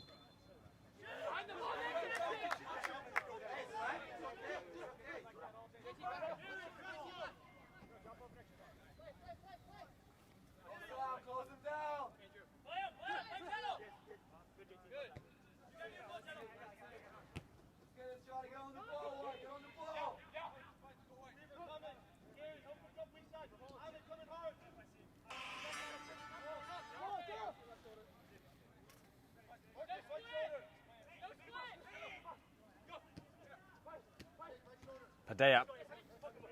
Substitute Chavez. Reyes looking for a canny touch. That's going to be a free kick there, no doubt about that. And Bogle, the first Westchester player to go in the book.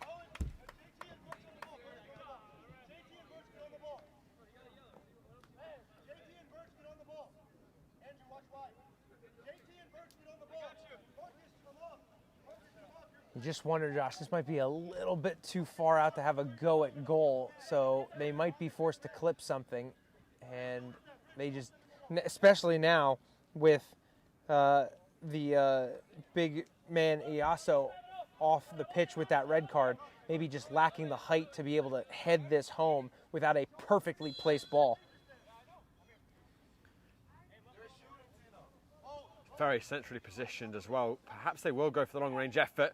It is going to be a long-range strike well over the crossbar by Pedraza. That is, I don't think that's a good decision.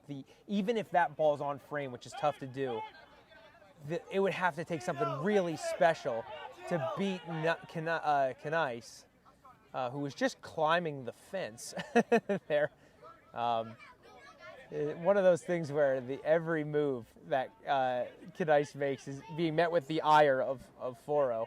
But just, again, I don't love the decision to have a crack there from distance.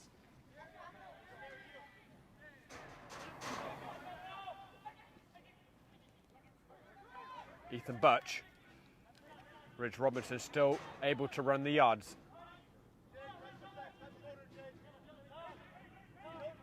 Gary Zhang. Zhang drills it in, headed out by Chavez. Hilton. Robinson gives it back to Andrew Hilton. Andrew Hilton! A couple of feet wide on his unfavoured right foot. And here's another thing that we haven't really gotten into, Josh. That was the left back taking that shot from the right side of the box about 20 yards out. It's really difficult defensively to cope with. Westchester really like to move guys around, very fluid formation, and it was very nearly a defining moment for the young man Hilton.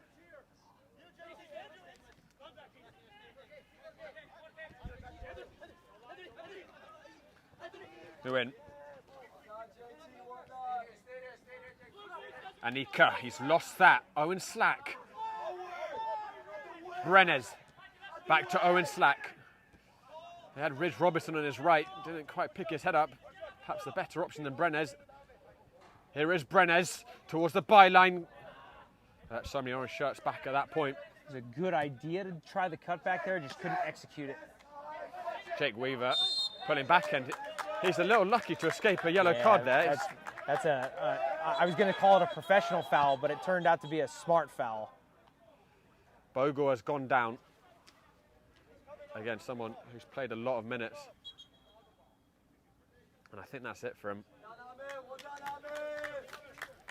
I think the timing of that substitution is no coincidence with Bogle just receiving that yellow card. Of course, we've talked about the just sheer number of minutes on those legs. No coincidence that they're making the substitution right this second.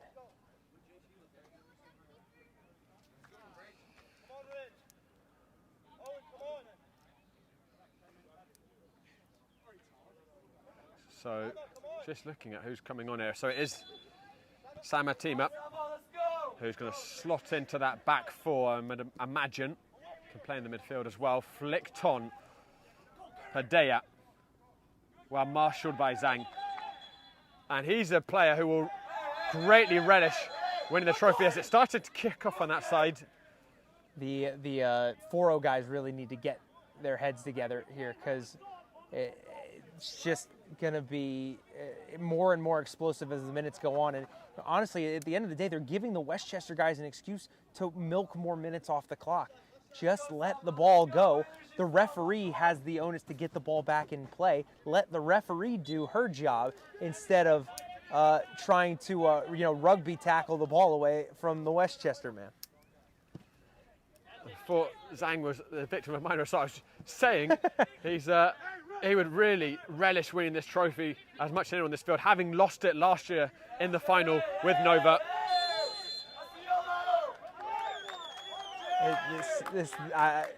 This is the kind of stuff that you live for as a player and a spectator. To the passion, every single touch of this ball someone's screaming about it in a good way, and someone's or in a bad way rather, and someone's cheering it on in a good way. Every single decision this referee makes is under a microscope. It's great stuff. Slack flicks it on. And that was a wayward touch by Nguyen, and it's going to be a corner kick for Westchester. They're ticking towards back-to-back APSL national titles, but they're not over the line yet, even with the man advantage. But that second goal would surely see them over the line. Yeah, I can't stress enough that they are a man down, but their legs are much fresher. Swung in, Tima! An explosive introduction off the bench. He may have clinched the APSL national title once again for Westchester Predators. It's the second-headed goal for the defending champions. They are so close now. Josh, what a luxury to be able to bring a man who is in the APSL DRC Team of the Season off the bench. Fresh legs, fresh mind to be able to get in the right spot to slam that header home. And surely now, Westchester must have done enough to secure the national title. A quarter of an hour remaining. Westchester 2 up and a man up as well. It's going to take something miraculous from Foro.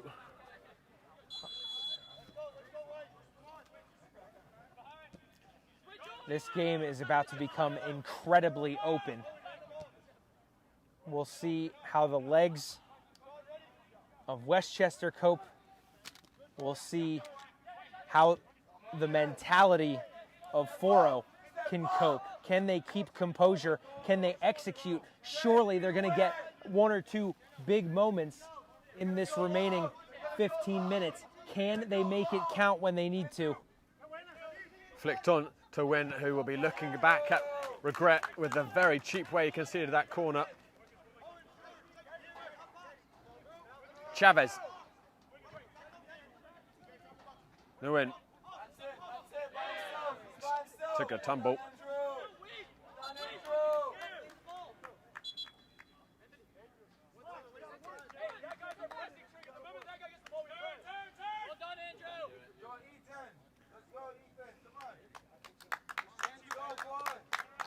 Mason Miller has just come on.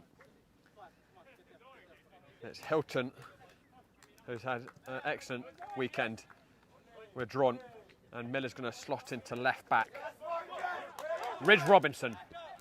Ethan Birch would love to get himself a goal on this stage. Yeah, and he is one, especially as this game gets more open and Foro have to commit more numbers forward. He's got fresher legs. He's got a lot of pace. He's going to be able to use it in that space that's going to be created in behind if Westchester can find the right pass.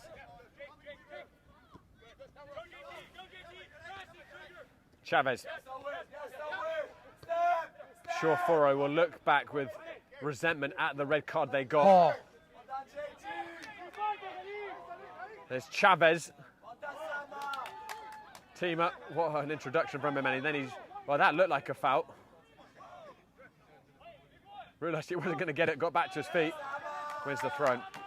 But Jake, they say champions always find a way, and Westchester, as we were talking about, coming into today with so much against the missing Fungia Donzo, who has scored 10 goals in their playoff run thus far, missing Ayob Mohu, the other prolific, dangerous front man. Just Ridge Robinson up there, who had a lot of minutes on his legs among many of the players. And it felt like a full-on open game was not an option for Westchester. They could not play how they played yesterday. But they made it a game of few chances, haven't they? And they've taken those chances. Yeah, and that's the thing, is like they're a cat with 9 lives. And it seems like their lives recycle after every game, it seems, because they just always somehow, there's a guy on the bench that is able to come in and make an impact. They have a guy in Luca Meller who never plays striker, toss him up there, he gets a goal in the first few minutes. They're incredible how they somehow always manage to find a way. Justin Thomas into Ethan Birch. Oh. Hits the side netting. That could have really put the nail in the coffin. And that's kind of the moment I was talking about with Birch. He is a willing runner. He's pacey. He is going to be key in making life miserable for these Foro defenders as they push higher and higher up the pitch to try and find the 2 goals they need to get this one back level. Looking at Coach Blaise Santangelo on the touchline, Jay, I think he's just starting to enjoy himself. Again, they're not entirely over the line, there's no doubt about that, but they finally have some breathing room that they have not had this entire weekend. No, and I will say he's probably breathing a little easier, but he is not celebrating just yet. He's still getting after his players after every kick of the ball. Lewis, that was not a bad ball in by any means. Not enough bodies in the box. Win. Anika. Chavez really clever with his body. Just got himself in front of, looks like Brenes. Yeah, Brenes who committed that foul. And this is a good crossing position for the Dallas team. Yeah, the issue, though, is their chief aerial threat, Inyaso, was shown his marching orders by the referee. So is there anyone on this Foro team that can out-jump Weaver and Tima back there? Or, like we saw earlier, does Foro have a go at goal? This is much closer, but the angle's a lot harsher. Let's see what they do. Padilla with the left foot. It is on frame and it's underwhelming and easy for Ganais.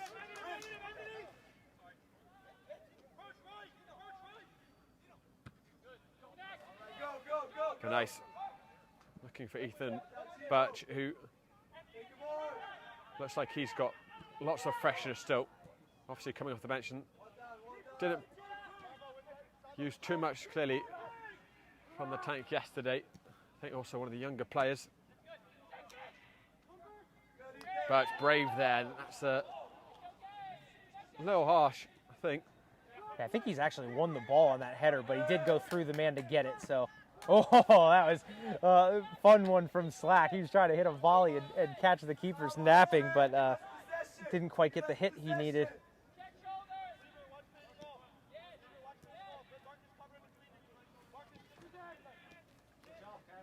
Gary Zhang. Zhang's had a really nice game today. He's asked a lot of him in the middle of the park against this Foro midfield, and he's held his own in there. Maybe not had a defining goal to talk about, but he's held his own in there. Ridge Robinson. It's cut out, but here's Justin Thomas. Slack. Not the best of passes from Slack, who's lacked a little bit of clinicalness in the final third. His legs surely must be getting heavy. He played a lot of minutes in the Transatlantic Cup that we got to watch on Friday. And obviously yesterday and today now, you can see he is dragging a little bit, and I don't blame him. That's a lot of game time on those legs. Well, as Foro went to gather that ball, Coach Santangelo barking at his players to pick up numbers. Wait, Jake Weaver. So solid at the back, Weaver, all the time, able to make plays like that are coming at crucial times. Really nice ball there from Weaver. There'll be a throw for Foro.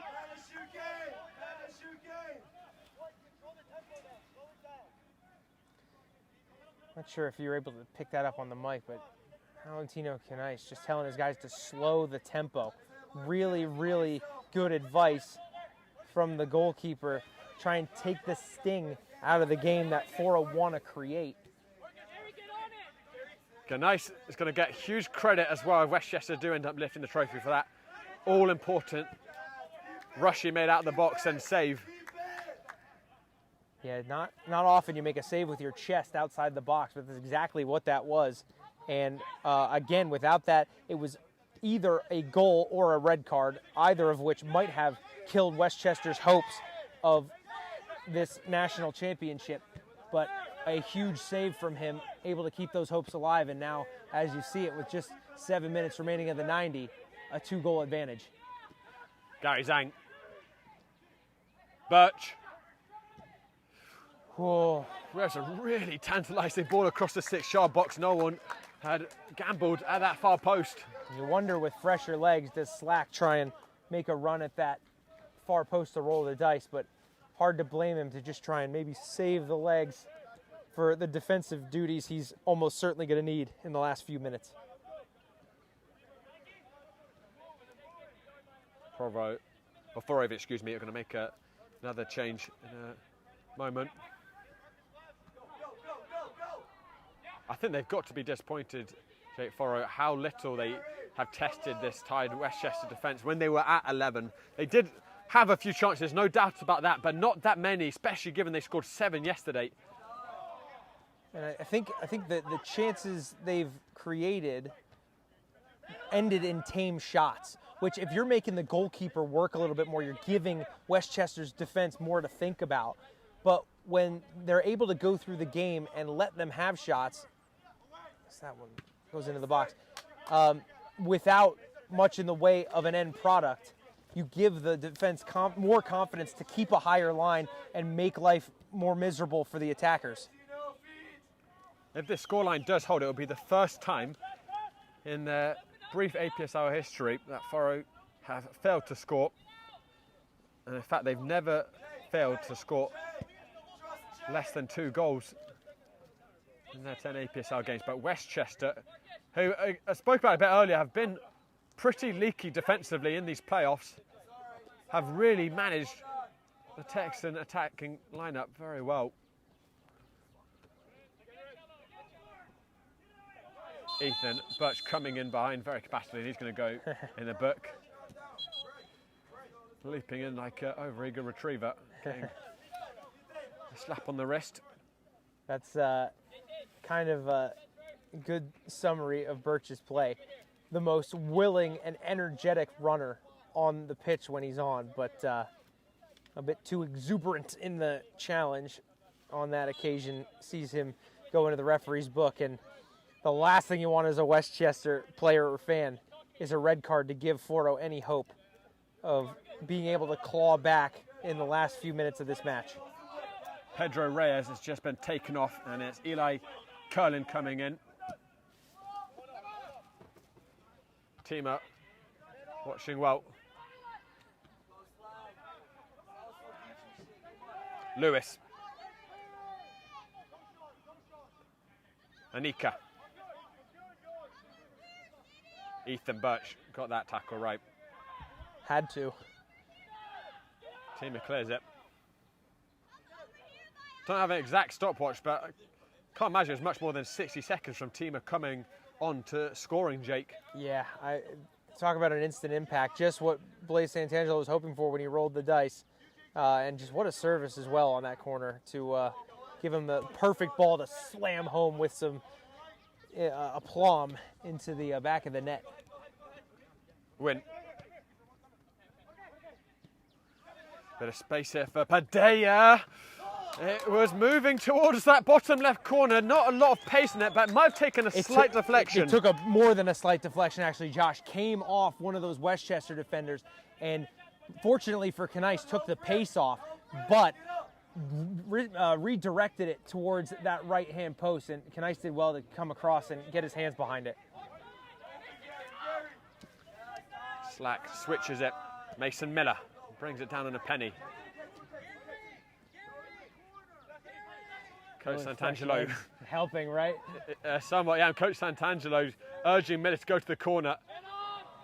He is a ruthless winner, isn't he, Jake? Yeah, I mean, you can't do what Westchester's done without someone like Blaise at the helm, knowing when to pull the right strings, when to push the right buttons.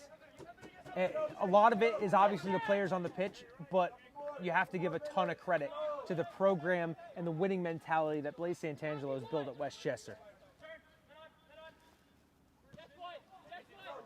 Win. Precious minutes remaining for Foro to try and rescue this national final. Delgado certainly had the pace there on Miller. Did well to get by him. A recovery run from Brenes.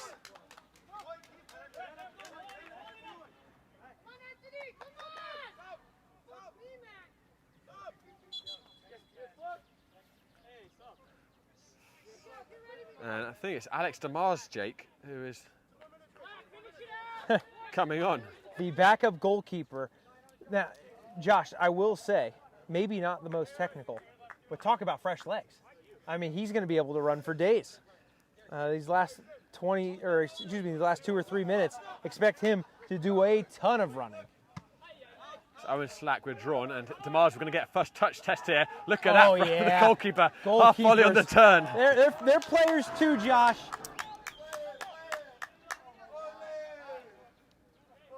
Well, if Mellor's goal and Tima's brought delight for the Westchester fans, goal for DeMars would raise the roof off this place.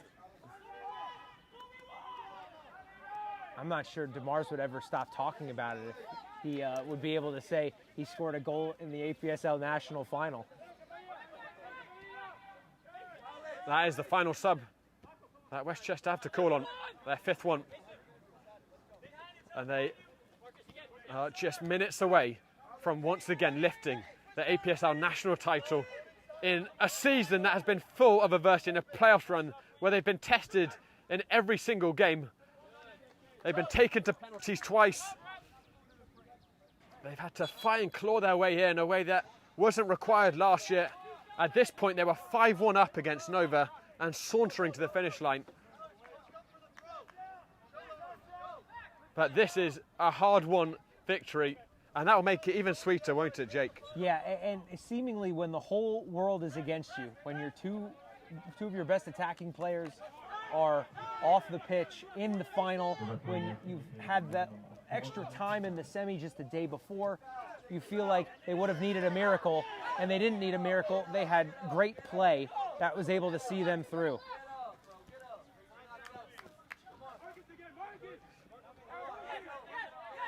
Banabay has come on and he replaced the sub Win at right back. Delgado is looking for the free kick. Weaver not particularly impressed. Thomas.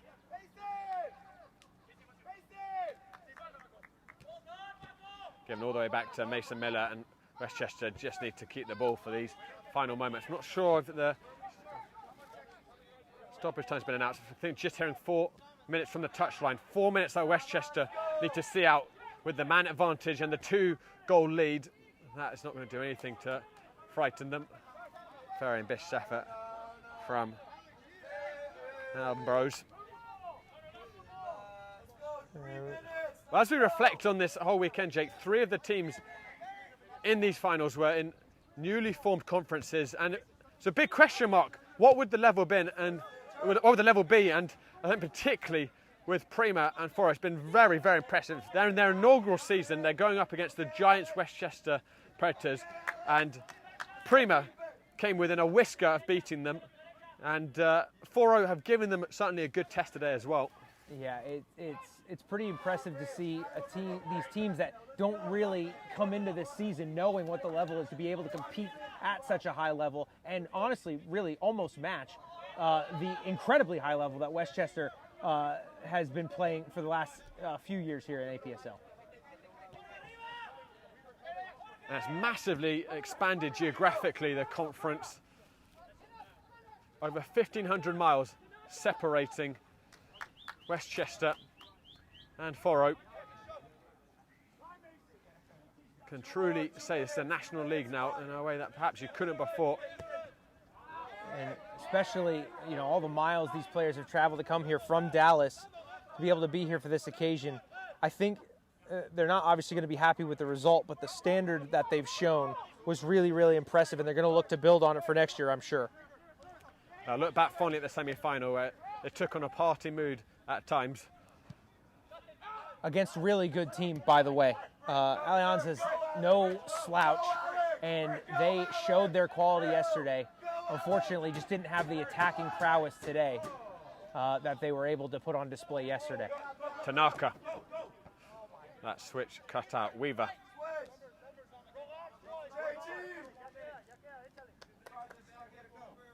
It's about 60 seconds remaining now, Josh. It's hard to imagine that Foro won't be back on the national stage sooner rather than later, though. Look out. DeMar's on the ball, Josh. DeMar's Justin Thomas by himself at the far post. Decent ping across by the goalkeeper. There's a goal kick. He's had a lot of practice with that. Thomas isn't messing around here, and Thomas gets enormous credit from his Westchester teammates for getting that red card off of Ayaso. He just won a foul. That might be the final nail in the coffin of this national final.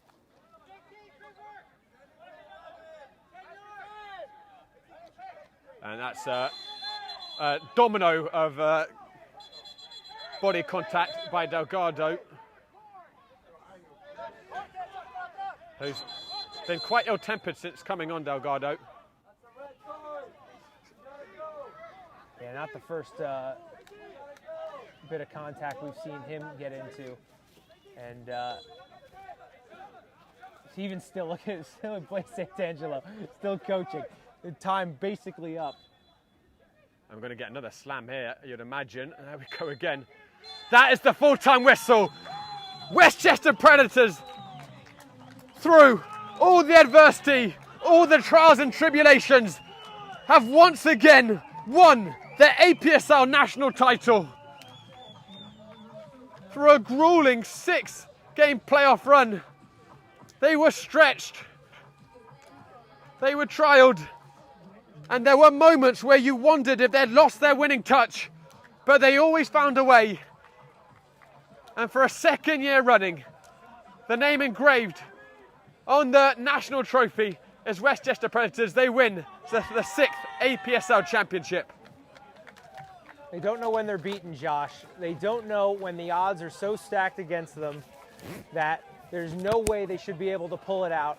They somehow always find a way, and the latest chapter in that book has been written right here in Loudoun County, Virginia, with a 2nd national championship in the APSL. Coach Santangelo can finally break out a smile. It's been a high-octane, stressful weekend, and you feel like it may have taken a few years off his life, especially yesterday. But once again, he has led Westchester to the promised land. Do not go now, guys. We'll be back shortly with a trophy presentation and post-match reaction.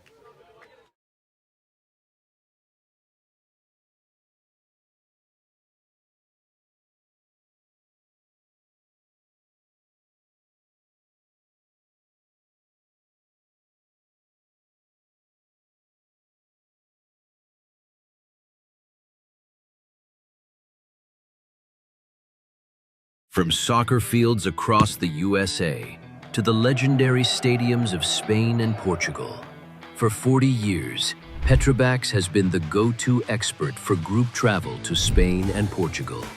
We organize soccer group trips from start to finish, flights, hotels, transportation, and guided tours, all perfectly coordinated by our experienced team. Your trip can include attending La Liga and Portuguese Primeira Liga games, matches against local teams, pro training sessions, and even tournaments. As true experts in Spain and Portugal, we'll ensure you also experience the rich history, vibrant culture, and incredible food these countries are famous for. Celebrating 40 years of crafting unforgettable journeys to Spain and Portugal. Petrobax, your team, your passion, your trip to Spain and Portugal starts here. My name is Austin Brummett. I'm a men's soccer player at San Diego State University, and I play forward. The salt air case helps block odor from my cleats when I'm driving in my car or when I'm keeping my cleats inside my house, so I don't have to worry about it stinking up my room. It helps me keep track of my cleats and my shin guards, so I know that they're together. I don't have to worry about tracking them down or losing them or stressing out about where they are. I would definitely rock this, walking to the games, walking around to my trainings. And it's super helpful for travel. When I travel in the airport to go to away games, it's not going to stink up my backpack or stink up the plane where I'm sitting. Magnetic strip on the top is super easy to open to take my cleats out and to put my cleats back in. I think it's an essential part of my outfit for soccer, and it helps keep all my stuff organized and stink-free.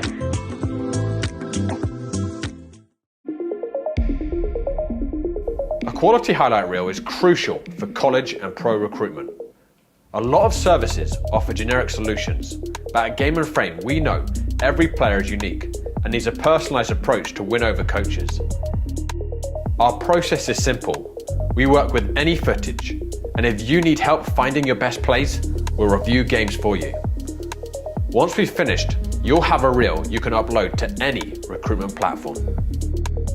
We've helped hundreds of players get the attention they deserve, including placements in Division 1 programs. Scan the QR code or email us for a free consultation and start the journey to maximize your recruitment potential.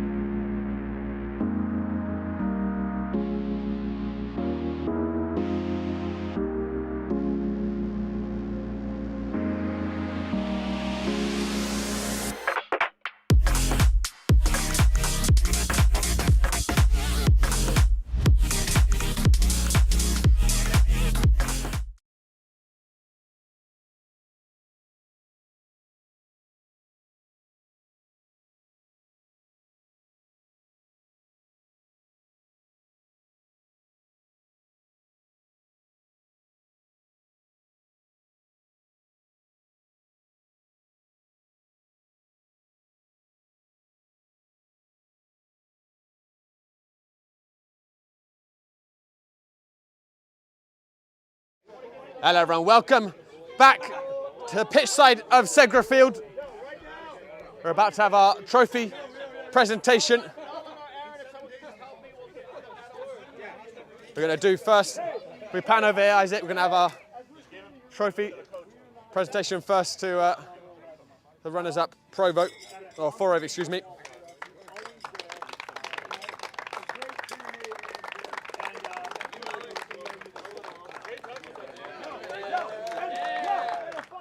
Foro in their inaugural season, making it all the way to the national final. They did themselves proud. And no doubt the Texans will be back here at some point.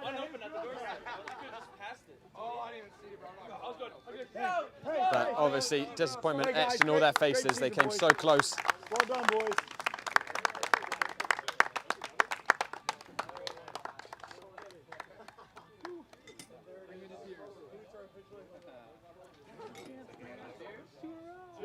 Yo, not too bad. We're in an international cup and a domestic cup all on the same weekend. Let's go. Right, Josh? That's saying something. Beat the English on penalties. That's not that impressive. Everyone's done that. anyone can beat the English on penalties. Beating the English on penalties. What's up, man? Bill Martha will present here the runners-up trophy to Foro Soccer Club. And now it's Westchester. It's this turn.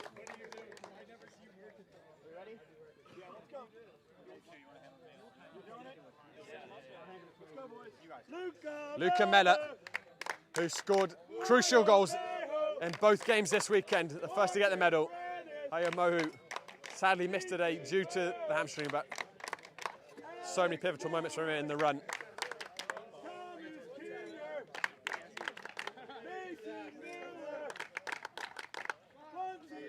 And Fabrizio Donzo will get his medal. Such a shame we didn't get his talents on display today.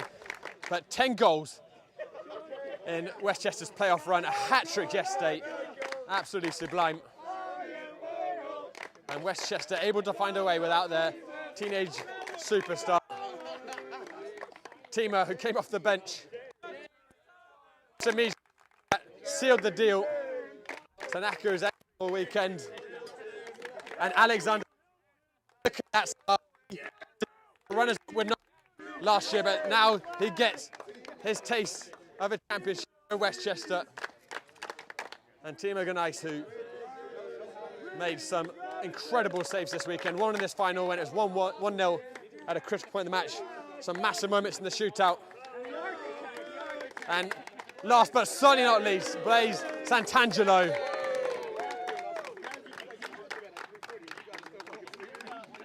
And also a young Westchester Predator mascot getting their medal too.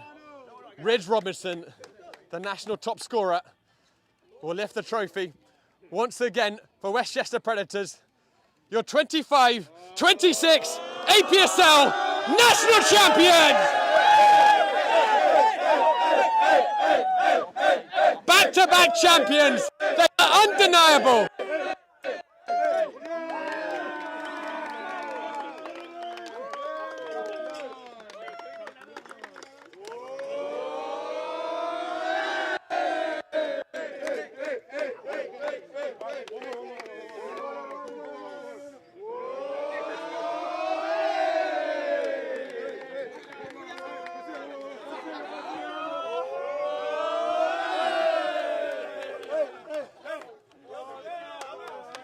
All right, guys, we'll see if we can get ourselves some post-match reaction.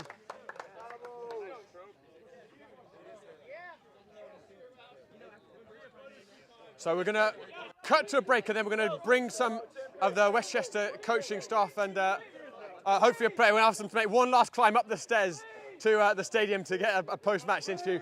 Do not go near, guys. We'll be back shortly with that.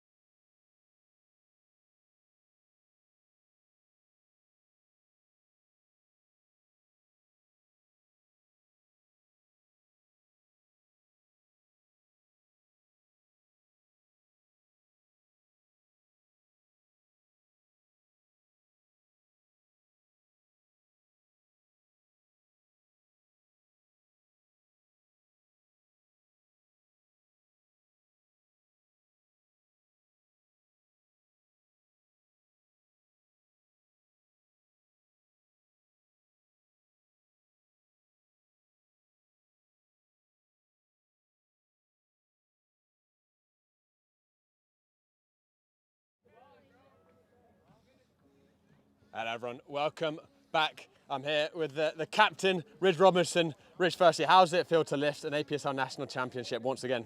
It feels amazing. It was our goal from day one of the season. Day one of the season last year, too, when we came in. We wanted to win national championship. 2 years in a row, this is a really special feeling. Yeah, you hold it. You be the media man. You take my job. This is young Dasher as well. What's his future going to be like in soccer, Ridge? With the name of Dash, he better be faster than me. Not much to do that, though. Now, obviously, you guys faced unique challenges today. Donzo, who was a massive goal provider for you in these playoffs, and Mohu, both out. A lot of weight on your shoulders up front. You guys were carrying a lot of knocks, a lot of heavy legs. How did you approach today?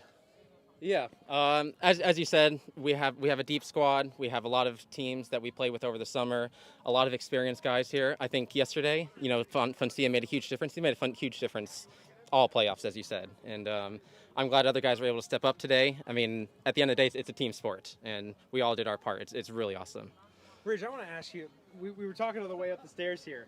You're not the youngest player out there, and you've just had a ton of minutes, especially just these last couple days. How proud are you after all that adversity we just discussed? Does it make that title ever the more sweet that you were able to find a way to pull it out against some really tough competition today? We definitely think about that, because as you said, we had a game Friday and the game Saturday, which went to penalty kicks, and then today, I think our team has faced a lot of adversity in this spring season. We went to penalties another round earlier. We've had red cards a few times, and it's just part of the game. This year, we had a lot of challenges. Last year, I think we were a very dominant team. We scored a lot and early, kind of put the games away. So it really was an awesome challenge for us, and I think we really showed a new level of what we are as a club here. Yes, as you say, Ridge, there's been so many tests. Every playoff, you guys have been pushed in different ways. Twice going to penalties. No game has been straightforward. How have you guys come together mentally this season, and especially in this postseason? Yeah, we just do our normal thing here. Like as you say, we play in a lot of competitions. We've won national championships. We've been in all kinds of situations. As you said, this year has been a lot tougher teams. I'm really happy with the APSL. It's grown a ton. It's awesome that there's a lot of these national teams now, and I hope the league continues to grow. I hope we're a big part of that moving forward as well. It's been very proud for us to win our first 2 national championships as part of the league. I hope that continues. Hey, Ridge, I'm sure you're getting sick of me asking this because I feel like you guys are lifting a trophy every third or fourth broadcast. But just talk a little bit about how, from top to bottom, this club has developed that winning mentality that's allowed you to go lift so many trophies, even just in the last couple of weeks here. Yeah, well, that's why we're here, is to win, right? A lot of clubs, are out here for socialness. Obviously, we're friends with a lot of the guys on the team. But at the end of the day, the back of our shirts say talent develops talent. We go to training, we work ourselves to get the best we can. We get guys from all over the place who want to be at the next level. We want guys who want to train, guys who are going to be committed. If that's not for you, then you can go to other teams in the area, and that's okay. We love other teams to have good players because it makes us better playing better teams. So I think that's the culture we bring into our group, and obviously it's been paying off with our results lately. What's next for Westchester? I know you guys are playing in a bunch of other leagues. You've got USL, PSL. At what point are you going to get a rest, Ridge? August. Hopefully after August 1. That's the NPSL and USL 2 National Championship weekend. After that, then we'll have about a month off. What's the celebrations look like tonight? It's going to be pretty sweet, man. A couple of these guys have been their first national championship with the team, so us older guys are going to show them how it's done. Lend the experience once again. I'm sure Donzo is going to be sipping a soda at 19 years old. He will definitely be sipping a soda. Good man.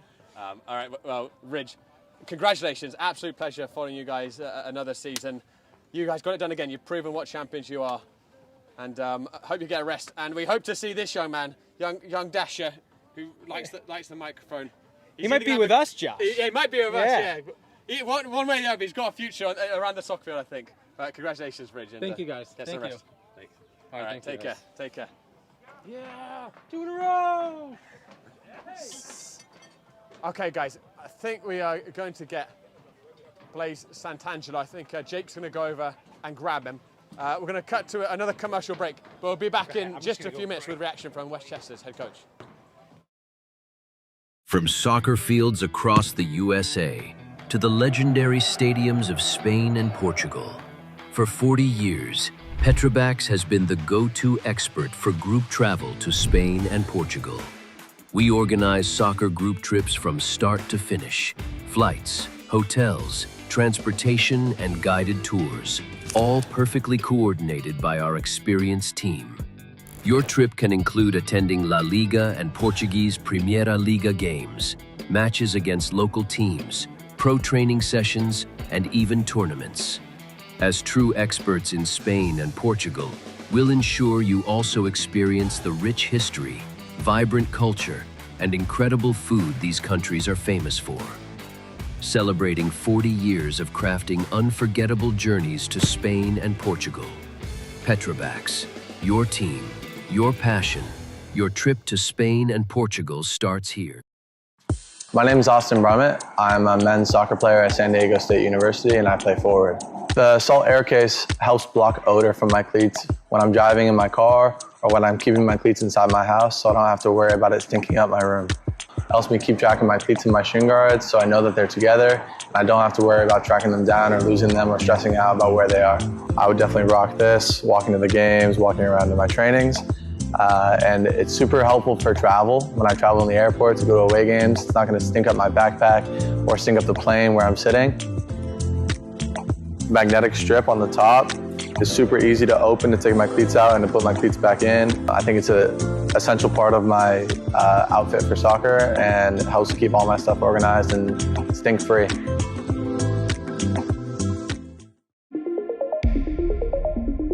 A quality highlight reel is crucial for college and pro recruitment.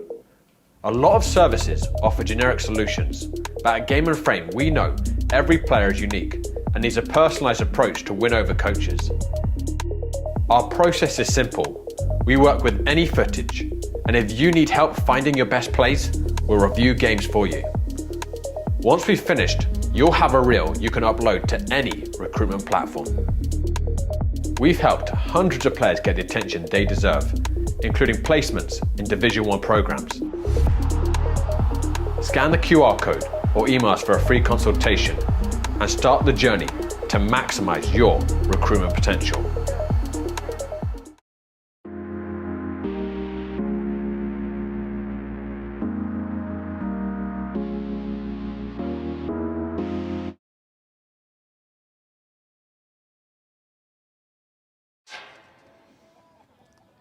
Hello everyone, welcome back here with a very happy Coach Blaze. It's been a trying weekend, Blaze, but I could see those last few minutes of the final, you're finally able to relax. How does it feel to say you are back-to-back APSL national champions? I mean, anything that has national on it is amazing, and the league's been great. You know, we have a ton of players. We joined it last year. I think the last game we lost, the last game we were beaten was September of 24, somewhere around September 21st. So that's pretty amazing. And to win anything national, that's our goals every day. That's our goals. Yes, we do train. We suck so much, we have to train. I know there's people out there that take pride in playing well and not training, but we train.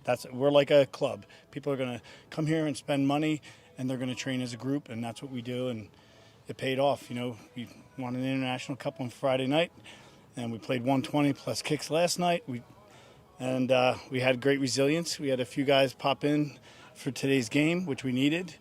They couldn't make it yesterday, and you know, our captain Ridge Robinson and Luca Meller, these guys are iconic leaders. And for Luca, he told me, let me check warm-ups.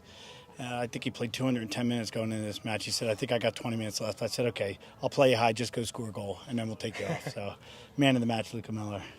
Blaze, I've had the pleasure of following you guys for a few years now, and I don't know if you've ever had to overcome as much adversity as you had to in this match with, you know, your young star Donzo out on suspension, you know, Mohu with so many goals and assists over the last couple of years out with an injury, and yet I've said it before and I'll say it again. You guys always seem to have just another guy that you can fling in there, and they keep that same standard. Is this victory sweeter because of all that adversity? Yeah, I mean, last night losing Ayub to the hammy and the unfortunate situation with young Donzo, superstar. It was, you know, we're like, wow, we don't have any wingers. We're just going to have to play everybody straight up the middle. But we did get good help that came in. 4 of those players came in today. I mean, look, we know how to win. We know how to win championships. We have dual badges. Our other badge has won 4. Like, that's 6 national championships that our coaching staff has helped win, all in all. And they're different cups and they're different competitions, but when you're turning over 160 to 200 players every year, some of them return, but they know the system and they know what we do. And we tell people, if you want to win national champions, you come to Westchester Predators. That's just how it is. That there's no shit about it. In terms of the team talk going in today, with all the adversity that Jake spoke about, it's pretty clear you weren't necessarily going to be able to win how you've won so many games in the past. So you got to look at Foro as well. Yesterday, they looked very technical. They put in a lot of goals. Yeah. What was your message, your plan for today? So our plan was, if we score, let's not do what we've been doing. We've been letting teams come back and really score within 3 to 5 minutes of our goals. So we're like, look, let's manage the game. We're usually very good at that, but for some reason, through the spring here, it's we've been getting away from that. So manage the game. Let's be smart. Let's run clock. If we're up, let's hold on to the ball. Play it to the other side of the field and regroup. Put pressure on the balls. A little bit of extra activity quicker allows us to get our shape. So we were more about that. We weren't more about let's attack. Once we got the one goal, we're like, let's manage. So we went in at half, 1-0, and in the end, we ended up getting another one. I told Samatima, just go to the outside back or center back on that sub, because he had big minutes this weekend. I said, go there and just win the ball. And he ended up getting a second goal to give us some breathing room. But they never went away. They went man down, and all of our players helped us. I mean, Jake is new to the back line this year. We have young kids that came up, Birch and JT, and, they didn't always make our 18, but they're here now playing in national championship, helping us win the trophy. So we're like a shark's mouth, man. New teeth pop up every time. So, Blaze, I'm sure you're getting sick of me asking this, but I'll stop asking when you stop winning trophies. Yeah. How do you bake that winning mentality throughout the club? I've never seen one club win so many different competitions with so many different players. How do you do it? I think we carry some core players all the time, and those core players, that's really what training does. It's not these games. The training is where all the magic happens, because they're spending time, they're holding each other accountable, they're doing fitness together. I know it sounds silly, but and the older guys are teaching the younger guys the ropes. Fonseca, immature kid like 3-4 months ago, he comes in here, he wasn't passing the ball, he was dribbling all the time. They baked in it to them, and then he trusted them. So kids trust what we're doing, and success breeds a success, man. The talent, we do nothing as coaches. We just fill up the ball and do the laundry. These guys, the talent develops the talent, and the older guys make it so that it just continues to perpetuate greatness and success. Final question, Blaze. How happy have you been with the APSL this year? Because you guys have really been pushed, and this is truly a national league this time. Foro coming from over 15. You two are separate. You and Foro are separated by about 1,500 miles. I mean, that is a big spread. So has this felt like the league has reached a new level this year? Yeah. Well, I mean, first of all, there's a purse. There's not a purse for all these other cups that we've won. There's a purse. So we won $15,000 in winning this league. So that, number one, for a club that's doing a lot of traveling, playing 1 million games, that helps us. We don't take any of the money home. It just helps us pay our bills.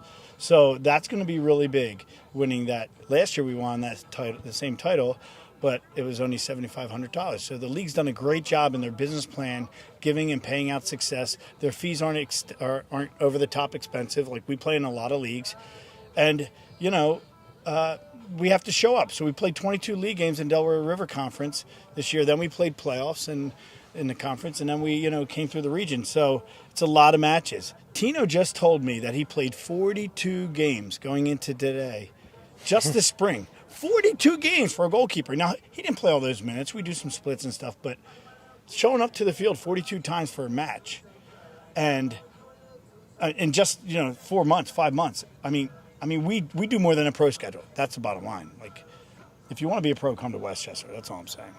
You guys have got a proven track record with that. Blaze, congratulations on winning the back-to-back trophy. It's been an absolute pleasure. Jake's followed you most of this year. It's been a pleasure for me to see you guys a lot in the postseason. champions find a way, and you guys have really embodied that. Yeah, I was telling the guys, thanks again. You guys have been great. We wanted an International Cup Friday night, and we want a Domestic Cup today, and that's pretty epic, I think. And you guys have been great. I really appreciate it, Nick. Great seeing a Westchester kid. And the problem with this one is the trophies, when they come in the house, they sit on the kitchen counter, and she's not going to like this one. This one's way too tall. This one's way too tall. But yeah, we're really happy, and you guys are professionals. We thank you very much. Thank you, Blaze. It's been an absolute pleasure. Thanks, Jeff. We'll see you again soon. Hope you can get some rest. See you guys. Congrats. Really great. Congrats. Some celebrations. All right. Well, guys, Blaze is going to head off into the sunset with his Modelo before he probably has a game in about 6 hours or something or other somewhere. But Jake, wow, another great season. How about it? Good job. Yeah, Good job how with about everything. Yeah, I mean, a journey that started for all these teams in September has finished today, and we got a finale, I think, worthy of the whole season. Yeah, and one that's been representative of the season, at least for Westchester, which is always finding a way. They haven't been beaten all season in the APSL, and even today, when we were convinced that it was going to be an uphill battle from minute one, they somehow found a way, and the stuff of champions is clearly in that club, and it was on display again today. Well, guys, it's been our absolute pleasure to be presenting this live stream today, A Game of Frame. A big thank you to the whole team. Nick Krause directing behind the camera, Hoy doing fantastic work on camera, and Isaac Jersey down on the touchline as well. Jake, thanks for coming down to the commentary box. Yeah. Absolute pleasure. And our fearless leader as well. Thanks to our fearless leader, Josh. Well, when we get to see games like this, it's all worth it, isn't it? All the work, Sure all the is. blood, sweat, and Sure tears is. that everyone puts in, the referees, the people behind the cameras, the coaches, the players. It's been a fantastic season. We're going to have a bit more action in the summer game frame, so keep tuned in, guys. APSL is going to kick off across the nation starting September. But for now, this is Josh Pratt signing off from Segra Field. Enjoy the rest of your Sundays, everyone.